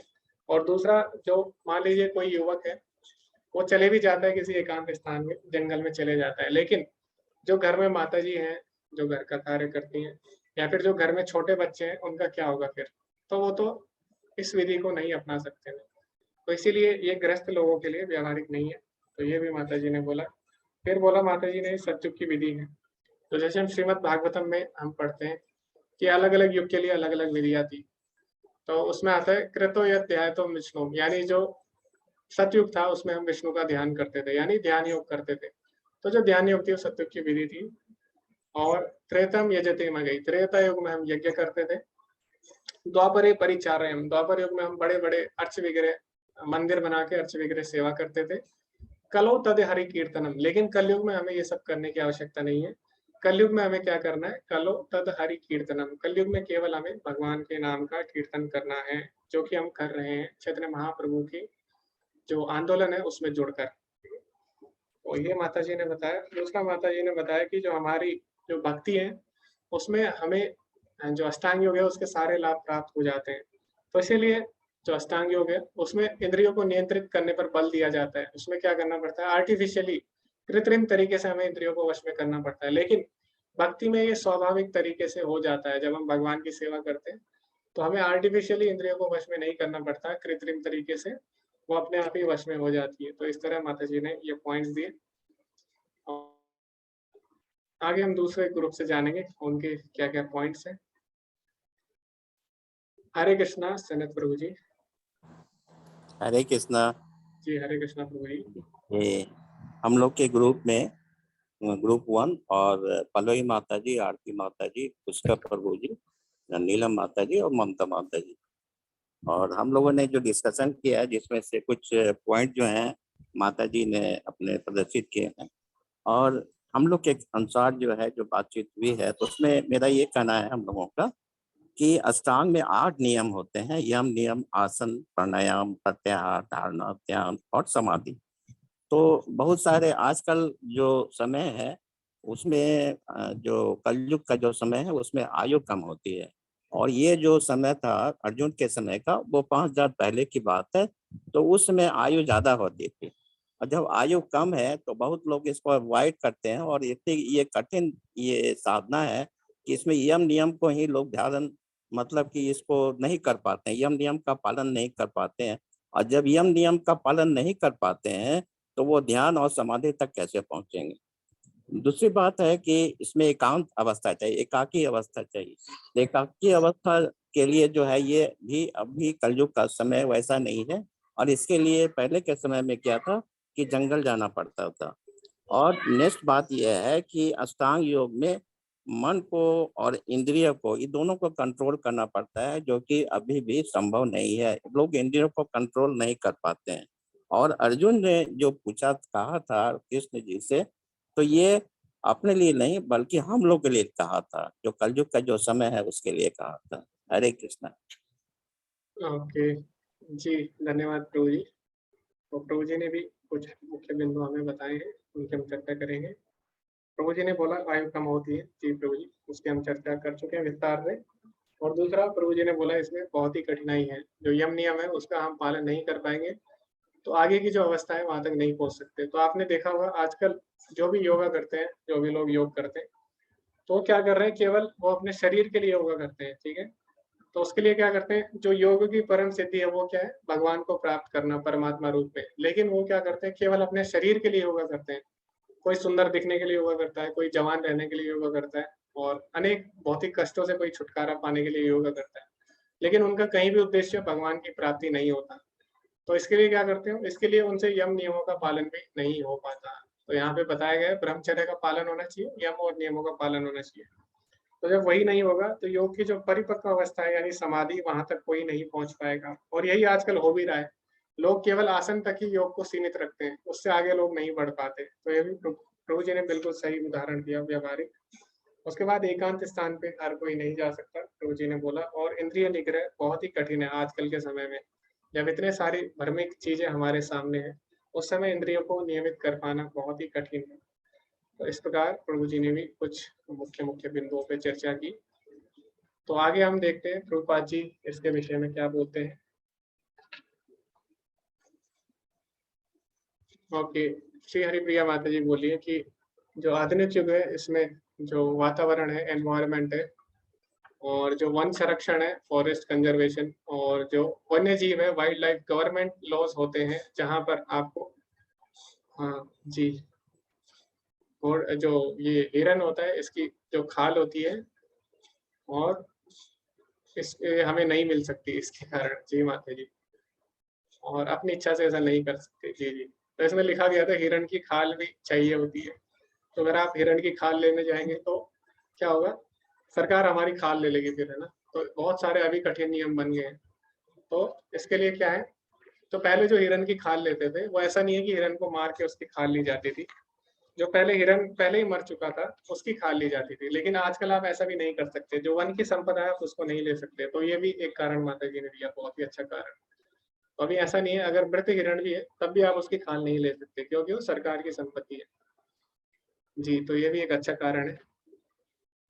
तो आगे प्रभुपाद जी क्या लिखते हैं और इसके बारे में क्या बोलते हैं ये हम समझेंगे। तो प्रभुपाद जी क्या बोलते हैं, जरा सोचिए उसकी योग्यता क्या है। तो यहाँ पे प्रभुपाद जी अर्जुन के बारे में बोल रहे हैं। वह कृष्ण का प्रत्यक्ष मित्र है, यानी अर्जुन जो है साधारण व्यक्ति नहीं है, वो क्या है, भगवान का नित्य सखा है। तो भगवान बोलते भी है, बहुनि में व्यतीतानि जन्मानि तव च अर्जुन तानि हम वेद सर्वाणि न तम वेद परंतप। यानी हे अर्जुन, तुम और मैं अनेक बार इस धराधाम पर आ चुके हैं। तो जो अर्जुन है वो कोई साधारण व्यक्ति नहीं है, भगवान का नित्य सखा है। वह एक महान योद्धा है, उसके पास प्रशासनिक क्षमता है और साथ ही उसका ज्ञान। तो उसका नाम क्या था अर्जुन का, गुड़ाकेश, यानी जिसने अज्ञानता पर विजय पा ली है। तो अर्जुन कोई साधारण व्यक्ति नहीं है। अपने ज्ञान की तुलना इस भगवत गीता को उन्होंने 1 घंटे के भीतर समझ लिया। तो अर्जुन का ज्ञान इतना है कि भगवत गीता, उसको तात्पर्य पढ़ने की भी आवश्यकता नहीं पड़ी, उसको ट्रांसलेशन की भी आवश्यकता नहीं पड़ी। उसने क्या किया, डायरेक्ट 1 घंटे में भगवत गीता समझ ली। तो अर्जुन इतना ज्ञानी व्यक्ति था। तो अर्जुन भी 64 कलाओं से पूर्ण था, पूरी तरह सारी कलाएं आती थी। अर्जुन ने नृत्य करना भी सीख लिया था स्वर्ग में जाके आना। तो अर्जुन कोई साधारण व्यक्ति नहीं था।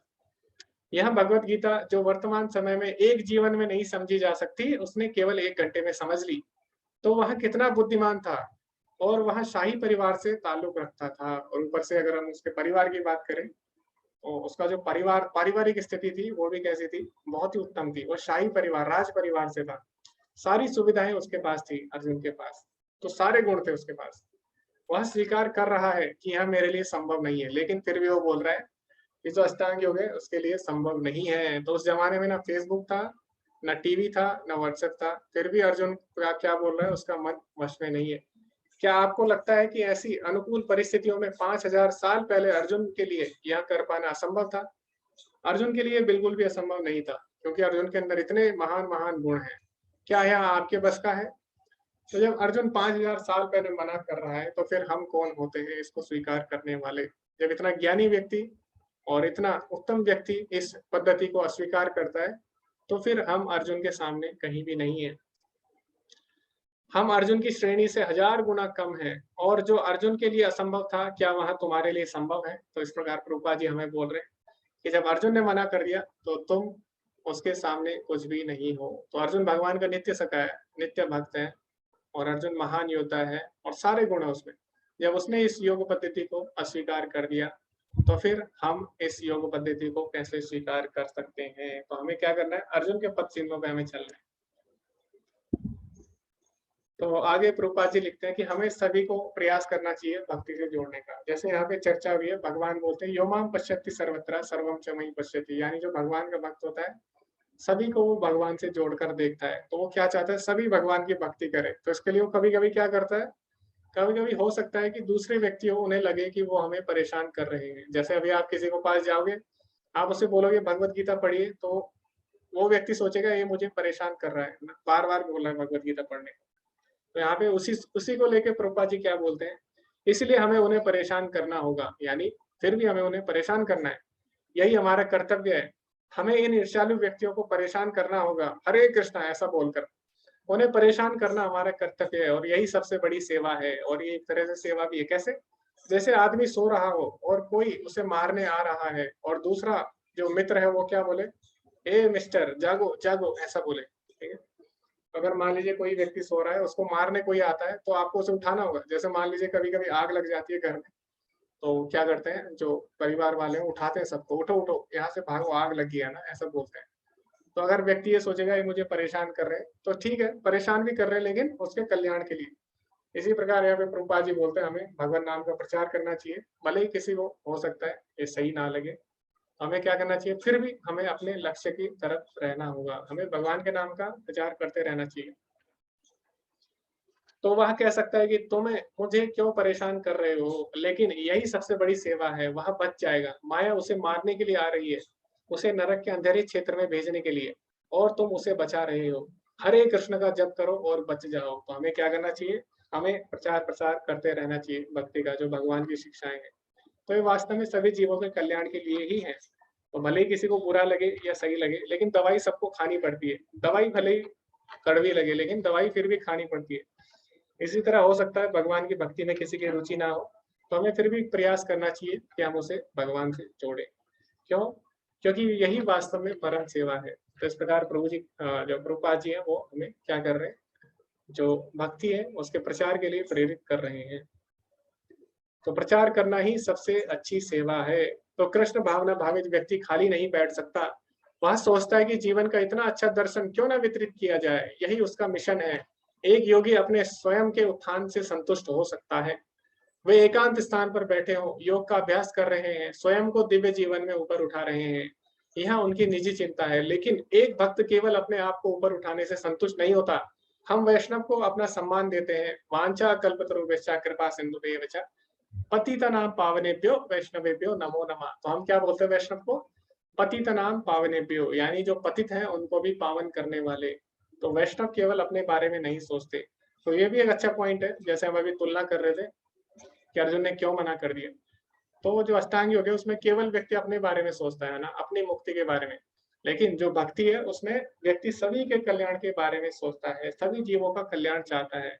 और सभी जीवों का कल्याण कैसे करता है, सभी को भक्ति से जोड़ के, सभी को भगवान का प्रचार करा के और भगवान का जो आंदोलन है उसमें जोड़ के वो भगवान की सेवा करता है। तो प्रभुपाद जी बोले इससे बड़ी सेवा कोई नहीं है, क्योंकि अपने लिए तो हर कोई जीता है, लेकिन जो दूसरों के लिए, दूसरों के कल्याण के लिए अपना जीवन व्यतीत करे, वही वास्तव में भक्त है, जो दूसरों का उत्थान करे। तो इसीलिए उनको पतित पावन भी बोला गया है। इसलिए उपदेशक भक्त भगवान का सबसे प्रिय होता है। तो भगवान बोलते भी है भगवत गीता के अंतिम अध्याय में कि जो भगवान के जो दिव्य संदेश का प्रचार करता है, उससे प्रिय भगवान को कोई भी नहीं है। यह भगवत गीता में कहा गया है। वह बाहर जा रहे हैं, वह उपदेश दे रहे हैं, वे विरोधी तत्वों से मिल रहे हैं। कभी वे पराजित होते हैं, कभी निराश होते हैं, कभी समझाने में सक्षम नहीं होते और कभी होते हैं। लेकिन वह प्रयास कि मैं जाकर कृष्ण भावनामृत का प्रचार करूंगा, भगवान की सबसे अच्छी सेवा है। तो भगवान के भक्तों को भगवान के जो भक्त होते हैं उन्हें अनेक चुनौतियों का सामना करना पड़ता है। कभी हो सकता है कोई उनका उपहास करे, कोई हो सकता है उन्हें परेशानी पहुंचाए और उन पे प्रतिबंध लगाए। जैसे कि हम देखते हैं रशिया में भी एक बार भगवत गीता पे प्रतिबंध लगा दिया गया था। तो जब वहां पे भगवत गीता का प्रचार बढ़ गया था तो अनेक विरोध हुआ, वहां के जो लोग हैं उन्होंने किया, लेकिन फिर भी भगवान के भक्तों ने प्रचार नहीं छोड़ा। ठीक है, फिर भी प्रचार किया। वहां पे अनेक यातनाएं दी गई भगवान के भक्तों को। आज भी हम देखते हैं जो कई देश है वहां पे भक्तों पे अत्याचार होता है। जैसे हम बांग्लादेश में देखें, वहां पे भी अभी अत्याचार हुआ भक्तों पे, लेकिन क्या उन्होंने प्रचार करना बंद कर दिया? नहीं किया। फिर भी वो भगवान के नाम का प्रचार कर रहे हैं। तो यही वास्तव में भगवान की सेवा है। तो जो कर्म योगी होता है वो क्या करता है, अपनी इंद्रियों को भगवान की सेवा में लगाता है, इंद्रियों से भगवान की सेवा करता है। जो ज्ञान योगी होता है अपने बुद्धि से सेवा करता है। जो अष्टांग योगी होता है वो क्या करता है, अपने मन को भगवान में लगाता है, मन से सेवा करता है। लेकिन जो भगवान के भक्त होते हैं वो क्या करते हैं, अपना पूरा जीवन भगवान के लिए न्योछावर कर देते हैं। अपनी इंद्रियां, अपना मन, अपना बुद्धि, तस्मात् सर्वेषु कालेषु माम् अनुस्मरेत् च मय्यर्पित मनो बुद्धिर। तो भगवान बोलते हैं अर्जुन को अपना मन और बुद्धि मेरे में लगाओ। ठीक है। और जो भगवान के भक्त होते हैं वो ना केवल इंद्रियां, ना केवल मन बुद्धि, बल्कि वो पूरे अपने प्राण ही भगवान की सेवा में लगाते हैं। भगवान बोलते हैं 9वें अध्याय में, मत चित्ता मत गत प्राणा, कि जो मेरे भक्त होते हैं केवल मुझ में मन नहीं लगाते, मत गत प्राणा, यानी अपना जीवन, अपने प्राण भी मेरे में लगा देते हैं। तो यही वास्तव में भगवान की सेवा है, अपना जीवन भगवान के लिए समर्पित करना। ये केवल भक्ति से ही संभव है। बाकी जो लोग होते हैं वो स्वार्थी होते हैं। क्यों? क्योंकि या तो अपने कल्याण के बारे में सोचते हैं, या फिर किसी विशेष सिद्धि के बारे में, या फिर सेवा से बचने के लिए वो ऐसा करते हैं। लेकिन भगवान के जो भक्त होते हैं वो अपने प्राण न्योछावर कर देते हैं और वो जन्म जन्म भगवान की सेवा करना चाहते हैं। योग का अभ्यास विशेष रूप से कृष्ण भावनामृत में भक्ति योग एक बहुत ही कठिन कार्य प्रतीत हो सकता है, लेकिन अगर कोई बड़े दृढ़ संकल्प के साथ सिद्धांतों का पालन करता है तो भगवान निश्चित रूप से मदद करेंगे। क्योंकि भगवान उनकी मदद करते हैं जो खुद की मदद करते हैं। भगवान बोलते भी हैं 9वें अध्याय में, तेषां सतत युक्तानां भजतां प्रीतिपूर्वकं ददामि बुद्धि योगम तम येन माम उपयन्ति ते। तो भगवान क्या बोलते हैं, जो सतत युक्तानां भजतां प्रीतिपूर्वकम, जो प्रीतिपूर्वक भगवान की सेवा करेगा, तो भगवान क्या करते हैं, ददामि बुद्धि योगम तम, भगवान उसको बुद्धि देते हैं, येन माम उपयन्ति ते, जिससे वो भगवान को प्राप्त कर सके। तो इस प्रकार जो भगवान के लिए प्रयास करता है, भगवान जरूर उसकी सहायता करते हैं। बस हमें क्या करना है, बस हमें प्रयास करना है। सफल हो ना हो, ये वैसे पहली बात तो भक्ति में कोई सफल असफल नहीं होगा। तो भक्ति में अगर हम थोड़ा सा भी प्रयास करते हैं तो भगवान हमारी उसमें सहायता करते हैं, और भगवान कभी भी हमारी सेवा को व्यर्थ नहीं जाने देते। तो हम भले ही भगवान की भक्ति करें और भूल जाए भगवान को, लेकिन भगवान कभी भी नहीं भूलते, भगवान हमेशा याद रखते हैं। तो जैसा अजामिल है, अजामिल ने भगवान की भक्ति की थी, लेकिन एक समय बाद वो गलत कार्यों में लग जाता है और वो भूल जाता है कि वो भगवान की भक्ति करता था, लेकिन भगवान फिर भी क्या करते हैं, उसकी सहायता करते हैं। तो भले ही उसने पूर्व में भक्ति की थी, लेकिन फिर भी भगवान को याद रहता है, भगवान को सब कुछ याद रहता है, और भगवान समय आने पर हमें हमें बुद्धि देते हैं और हमारी सहायता करते हैं। तो इसीलिए हमें भगवान की भक्ति कभी भी नहीं छोड़नी चाहिए। भले ही आप भले ही थोड़ी सी भी भक्ति करो, आगे अगर आपका पतन हो भी जाता है, तब भी भगवान क्या करेंगे, तब भी भगवान किसी न किसी प्रकार से आपका कल्याण जरूर करेंगे। इसी के साथ ये जो आज का पाठ था ये समाप्त होता है। श्री प्रभुपाद की जय। हरे कृष्ण। तो किसी को कुछ बिंदु साझा करने या किसी का कोई प्रश्न है तो आप पूछ सकते हैं, हम चर्चा कर सकते हैं इस पे।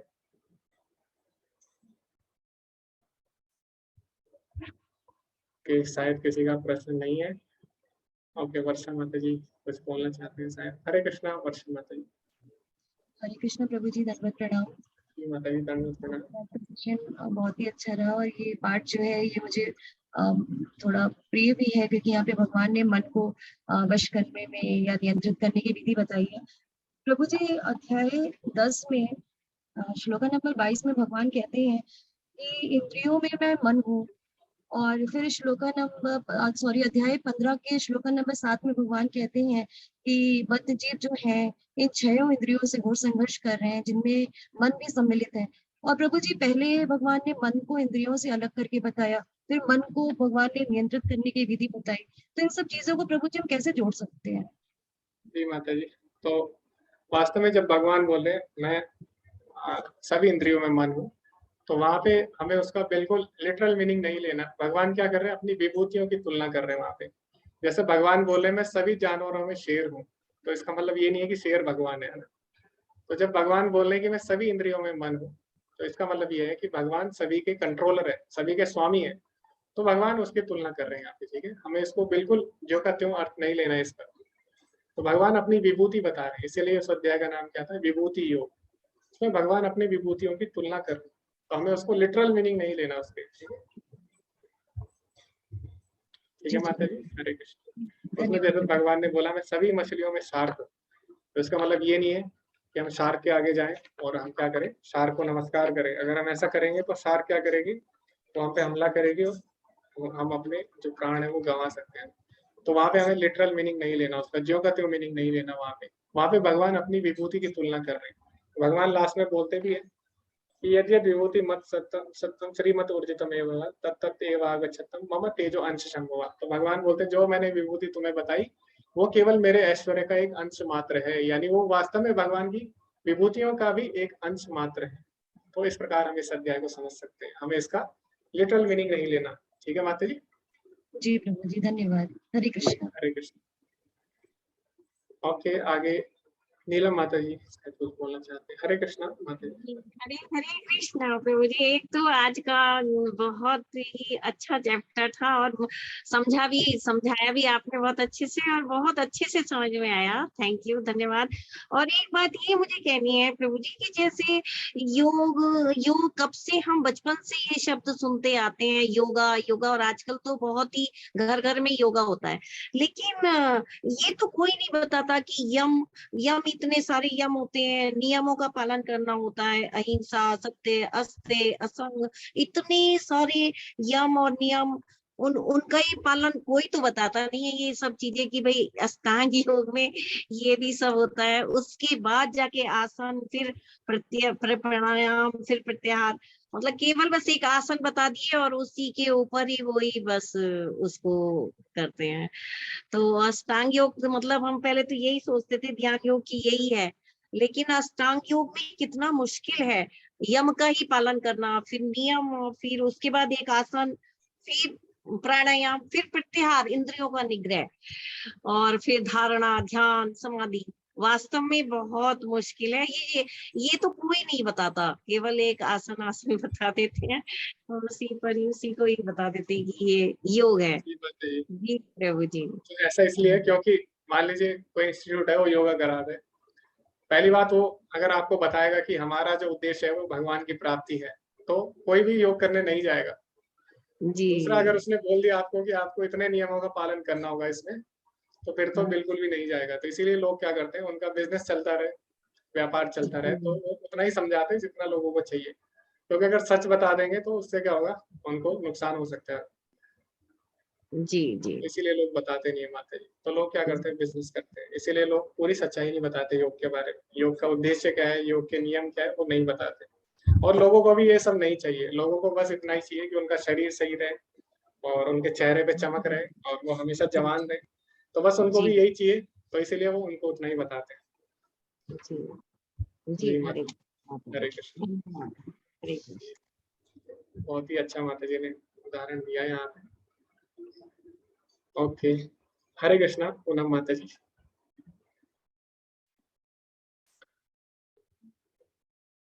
हरे कृष्णा माता जी, आप अनम्यूट कर सकते हैं। हरे कृष्णा। हरे कृष्णा प्रभु जी, दंडवत प्रणाम। प्रभु जी, आपने अपनी क्लास में बैठने की अनुमति दी, इसके लिए आपको बहुत बहुत धन्यवाद। और मैं आपकी बहुत बड़ी फैन हूँ, क्योंकि आप जो समझाते हैं वो इतना एकदम सीधे दिमाग में बैठ जाता है कि कुछ अलग से देखने की ज्यादा जरूरत ही नहीं पड़ती। तो प्रभु जी, मैंने अभी जो 18 डेज की जो क्लास ले रही हूँ मैं, तो उसमें भी मैंने आपसे ही प्रेरणा लेकर, आपके वीडियोस देख देख कर ही मैंने बहुत कुछ सीखा और मुझे इतना समझ में आया, इतने अच्छे से समझ में आया प्रभु जी। तो इसलिए मैंने आपकी ये वाली क्लास भी ज्वाइन करने के लिए पूछा आपसे। तो बहुत बहुत धन्यवाद प्रभु जी, बहुत अच्छे तरीके से आप समझाते हैं। जी, स्वागत है माता जी आपका। और जो भी हम समझाते हैं वो हमारा कोई अनुभव नहीं है, क्योंकि अभी मुझे इतना अनुभव नहीं है, मैंने भी अभी ज्वाइन किया है। तो ये जो भी मैं आपको बता रहा हूँ, सारे प्रभुपाद जी और जो और शुद्ध भक्त हैं उनके अनुभव है, तो उन्हीं के अनुभव है जो मैं आपके साथ साझा कर रहा हूँ। तो सारा श्रेय जो है उन्हीं को जाता है, श्रील प्रभुपाद को और जितने सारे शुद्ध भक्त हैं, क्योंकि जो शुद्ध भक्त हैं वो अपने जीवन में इनको अपना रहे श्लोक को, तो इसीलिए वो श्लोक को ज्यादा अच्छे से समझते हैं। और वो जब इस श्लोक के बारे में बताते हैं तो हम सभी को अच्छा लगता है। तो इसीलिए जो भी मैं आपको बताता हूँ सारे भक्तों के अनुभव है, इसीलिए हमें अच्छा लगता है। और मेरा अनुभव नहीं है, क्योंकि हम लोग अभी इसमें प्रयास कर रहे हैं। तो सारा श्रेय किसको जाता है, प्रभुपाद जी और जो भी भक्त लोग हैं उनको जाता है। हरे कृष्णा गौरव प्रभु जी। हरे कृष्णा प्रभु जी, बहुत बहुत धन्यवाद, धन्यवाद प्रणाम प्रभु जी। जो अभी चर्चा कर रहे थे ना, जिसमें नामनिष्ठ प्रभु के माता पिता जी का इंटरव्यू लिया, और अभी जो चर्चा करी कि किस तरीके से लोग खाली उतना ही बताते हैं जितना उनका व्यवसाय चल सके, तो वो मुझे याद आता है कि गौरीश्याम प्रभु जी ने कहा था, जब नामनिष्ठ प्रभु बैंगलोर में थे और जब उनको छुट्टी में उनके पिताजी ने मना किया कि अभी तुम घर मत आओ, तो वो इस्कॉन जब एक्सीडेंटली पहुंचे, तो उसके बाद उन्होंने फोन करके पिताजी को कहा कि पहली बार मैं अपने जीवन में ऐसे लोगों से मिला हूं जो हिपोक्रेट नहीं है, यानी जो है वो बताया। तो ऐसा नहीं है इस्कॉन में, मुझे लगता है कि हम भी आगे चल के अगर भगवान की कृपा रही तो हम प्रीचर बनेंगे। तो यहाँ पे हिपोक्रेसी नहीं है, ऐसा नहीं है कि जितना सामने वाले को सुनना उतना ही हमने बताया, जो है बताया। हो सकता है शुरू में जहर लगे, अरे ये तो मुझे इंद्र त्युक्तियों से रोक रहे हैं, अरे ये तो कहते हैं भगवान की सेवा करो, अरे ये तो कहते हैं कि सिर्फ भगवान का नाम लो। पर जो सच्चाई है सिर्फ वही हम शुरू से बताते हैं, और शुरू का जहर अंत में आनंद प्रदान करता है।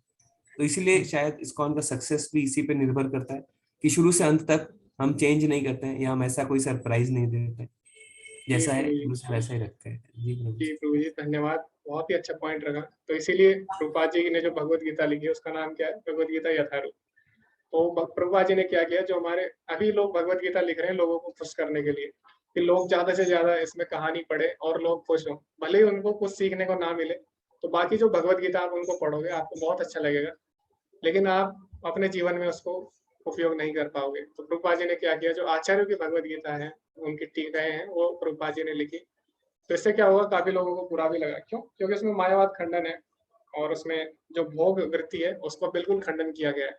तो काफी लोगों को बुरा लग सकता है, लेकिन अंत में वो कल्याण के लिए, जैसे आपने बोला, तो इसीलिए जो यथारूप है वो ज्यादा सफल है, क्योंकि वो प्रैक्टिकल आप उसको अपने जीवन में अपना सकते हैं व्यावहारिक रूप से।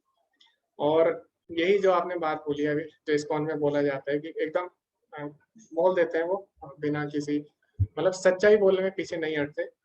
तो जो भक्ति सिद्धांत सरस्वती ठाकुर जी है, वो भी क्या करते थे, जब वो श्रीमद् भागवतम सुनाते थे या भगवत गीता बताते थे, तो कई बार उन पे हमले हो जाते थे। भगवत गीता वो या भागवतम सुनाते सुनाते ही लोग उन पे हमला कर देते थे, जो दूसरे संप्रदाय के लोग होते थे। क्यों? क्योंकि जितने भी गलत सिद्धांत थे उनका वो खुल के खंडन करते थे। तो लेकिन उन्होंने सच बोलना नहीं छोड़ा, और वो क्या करते थे, हमेशा सच बोलते थे, भले उन पे हमले हो जाए। तो इसीलिए उनका नाम क्या था, लॉयन गुरु। उनको सिंह गुरु भी बोलते थे, क्योंकि वो बिल्कुल भी डरते नहीं थे किसी से, सच बोलने में बिल्कुल भी घबराते नहीं थे। तो ये भगवान के शुद्ध भक्तों के लक्षण है। और बिल्कुल आपने सही उदाहरण दिए प्रभु जी, नामनीश प्रभु जी ने भी ऐसी अनुभव किया इस्कॉन में, इसीलिए वो इस्कॉन से जुड़े। तो बहुत ही अच्छा आपने उदाहरण दिया। प्रभु जी, इस फोरम के माध्यम से मैं श्रीहरि माता जी का कोटि कोटि धन्यवाद करूंगा। उन्होंने इतने सुंदर प्रश्न पूछे उस इंटरव्यू में कि हमारे हाँ लिए प्रेरणा बन गया उनके सवालों का जवाब, और आज भी हाँ हमारे अंदर वो बातें याद आती हैं जिससे हम कहीं ना कहीं भक्ति में आगे बढ़ जी सकते जी हैं। बहुत बहुत धन्यवाद माता जी। जी। श्री माता जी ने काफी तैयारी की थी इसके लिए, तो उनका बहुत बहुत धन्यवाद। तो कि अभी ऐसा ही इंटरव्यू अगर दोबारा से अच्छी तरह से अगर ऑफलाइन मोड में लिया जाए तो डाला जाए अगर यूट्यूब पर, काफी प्रेरणादायक होगा सभी के लिए। तो ऐसा भविष्य में होगा तो अच्छा रहेगा। प्रयास करेंगे प्रभु जी के बारे में हम और जान पाए।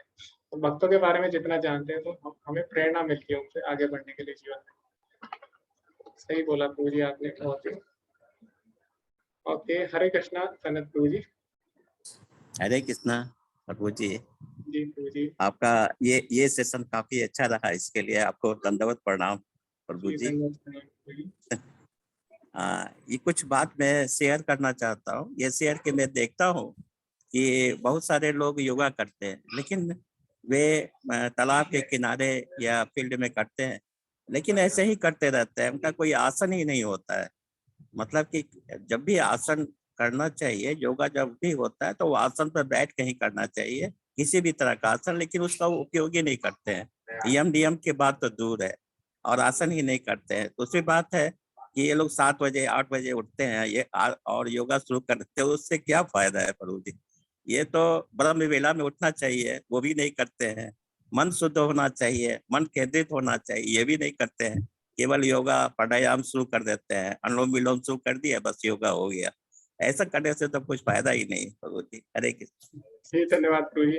तो जो सनत प्रभु जी हो काफी समय से योगा सिखा रहे हैं और ये उनका अनुभव रहा है। तो ऐसा केवल हम नहीं बोल रहे, जो योगा सिखा रहे हैं प्रभु जी उनका भी यही अनुभव है। क्योंकि आजकल लोगों को क्या है, बस केवल उन्हें भौतिक लाभ चाहिए योगा से, इसलिए वो केवल उतना ही करते हैं जितना उन्हें सही लगता है। वो जो वास्तविक योग है, यानी भगवान के बारे में जानना, भगवान से जुड़ना, उस पर ध्यान नहीं देते। तो ऐसा प्रभु जी बता रहे हैं अपने अनुभव से, क्योंकि वो काफी सालों पढ़ा चुके हैं योगा और अभी भी पढ़ा रहे हैं। तो धन्यवाद प्रभु जी अपना अनुभव साझा करने के लिए। और अभी आरती माता जी कुछ बोलना चाहते। हरे कृष्णा माता जी। धन्यवाद प्रभु जी, आज की क्लास के लिए बहुत अच्छा सेशन रहा। माता जी। प्रभु जी, आपसे हमें बहुत प्रेरणा मिलती है, तो मैं आपसे कुछ पूछना चाहूंगी कि हमें शास्त्र का अध्ययन जैसे आप कर रहे हैं, जैसे सभी श्लोका याद रहते हैं आपको रेफरेंस के लिए वगैरह, तो हमें किस तरह से उसकी तैयारी करनी चाहिए प्रभु जी? थोड़ा सा आइडिया दे दीजिए।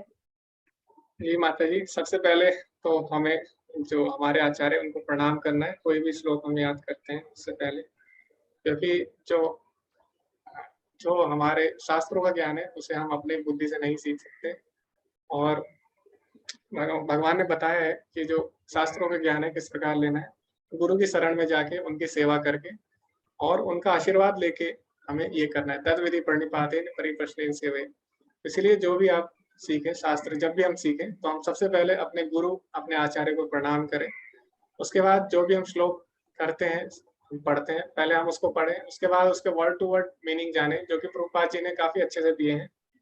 उसके बाद उसका अर्थ लिखने के बाद हम देखें कि हम अपने जीवन में किस तरह से उसका उपयोग कर सकते हैं, क्योंकि जब तक हम उसको अपने जीवन में नहीं अपनाएंगे तब तक वो हमें याद नहीं रहेगा। जैसे मान लीजिए अभी आपको नंबर आपका याद है, फोन नंबर, क्यों? क्योंकि आपको अपने जीवन में उसकी आवश्यकता पड़ती है ना। कोई आपसे पूछ ले आपका नंबर, फोन नंबर, तो आपको याद होना चाहिए, क्यों? क्योंकि उसकी आवश्यकता पड़ जाती है। तो जो चीज आवश्यक है वो हमें अपने आप याद हो जाती है। तो इसीलिए हमें श्लोक की आवश्यकता को अपने जीवन में ढूंढना होगा, हमें देखना होगा कि ये श्लोक किस प्रकार हमारे जीवन में हमारी सहायता कर सकता है।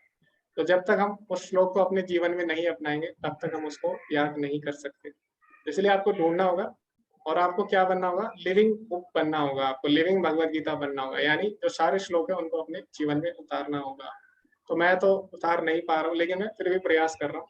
तो हम सभी को प्रयास करना है, क्योंकि अभी हमने पढ़ा कि भगवान क्या करते हैं, भगवान केवल प्रयास देखते हैं भक्तों का। तो हमें प्रयास करते रहना है कि हम जो भगवत गीता की शिक्षाएं उनको अपने जीवन में उतार सके, तभी हम भगवत गीता को समझ पाएंगे, उनके जो श्लोक है। दूसरा, जो बाकी शास्त्र है उसको पढ़ने की आपको आवश्यकता नहीं है, क्यों? क्योंकि जो प्रभुपाद जी ने किया है, प्रभुपाद जी ने जो भी बात बोली है उनको शास्त्र से प्रमाणित किया है, यानी प्रभुपाद जी ने अपने श्लोकों में शास्त्रों से रेफरेंस दिए। तो आपको बाकी शास्त्र पढ़ने की आवश्यकता नहीं है। अगर आप प्रभुपाद जी के तात्पर्य पढ़ते हैं, उसमें प्रभुपाद जी ने अनेक शास्त्रों से सारे जो वाक्य हैं उनको सिद्ध किया है। तो आप जब तात्पर्य पढ़ें, उसमें जो जो श्लोक आते हैं उनको भी आप लिख सकते हैं, उनको भी याद कर सकते हैं। तो ये आप काम कर सकते हैं। दूसरा, माता जी, जो भी आप श्लोक याद करते हैं उसको आप क्या करें, उसको आप अगले दिन दोबारा रिवाइज करें। नया श्लोक सीखने से पहले आप पुराना जो श्लोक है उसको जरूर रिवाइज करें। तो इससे क्या होगा, वो हमेशा आपके स्मरण में बने रहेंगे। इतना आप कर सकते हैं माता जी। जी माता जी, धन्यवाद। हरे कृष्ण। हरे कृष्णा। धन्यवाद जी। तो जी, अभी शायद किसी का कोई प्रश्न नहीं है। अगर है तो आप पूछ सकते हैं, या फिर आप कुछ साझा करना चाहते हैं अपना अनुभव, तो आप कर सकते हैं, क्योंकि अभी समय भी हो चुका है लगभग। जी, तो शायद अभी किसी का कोई प्रश्न नहीं है। सभी का बहुत बहुत धन्यवाद जुड़े रहने के लिए और भगवत गीता में रुचि दिखाने के लिए। तो इसी प्रकार हम प्रभुपाद जी के तात्पर्य पढ़े और भक्तों से सुनते रहें भगवत गीता, तो हमें भी अनेक अनेक अनुभव प्राप्त हो सकते हैं भक्तों के, जो हमारी सहायता कर सकते हैं। जी, सभी का धन्यवाद। वाञ्छाकल्पतरुभ्यश्च कृपा सिन्धुभ्येव च पतितनां पावनेभ्यो वैष्णवेभ्यो नमो नमः। अनंत कोटि वैष्णव वृंद की जय, श्री प्रभुपाद की जय। हरे कृष्णा।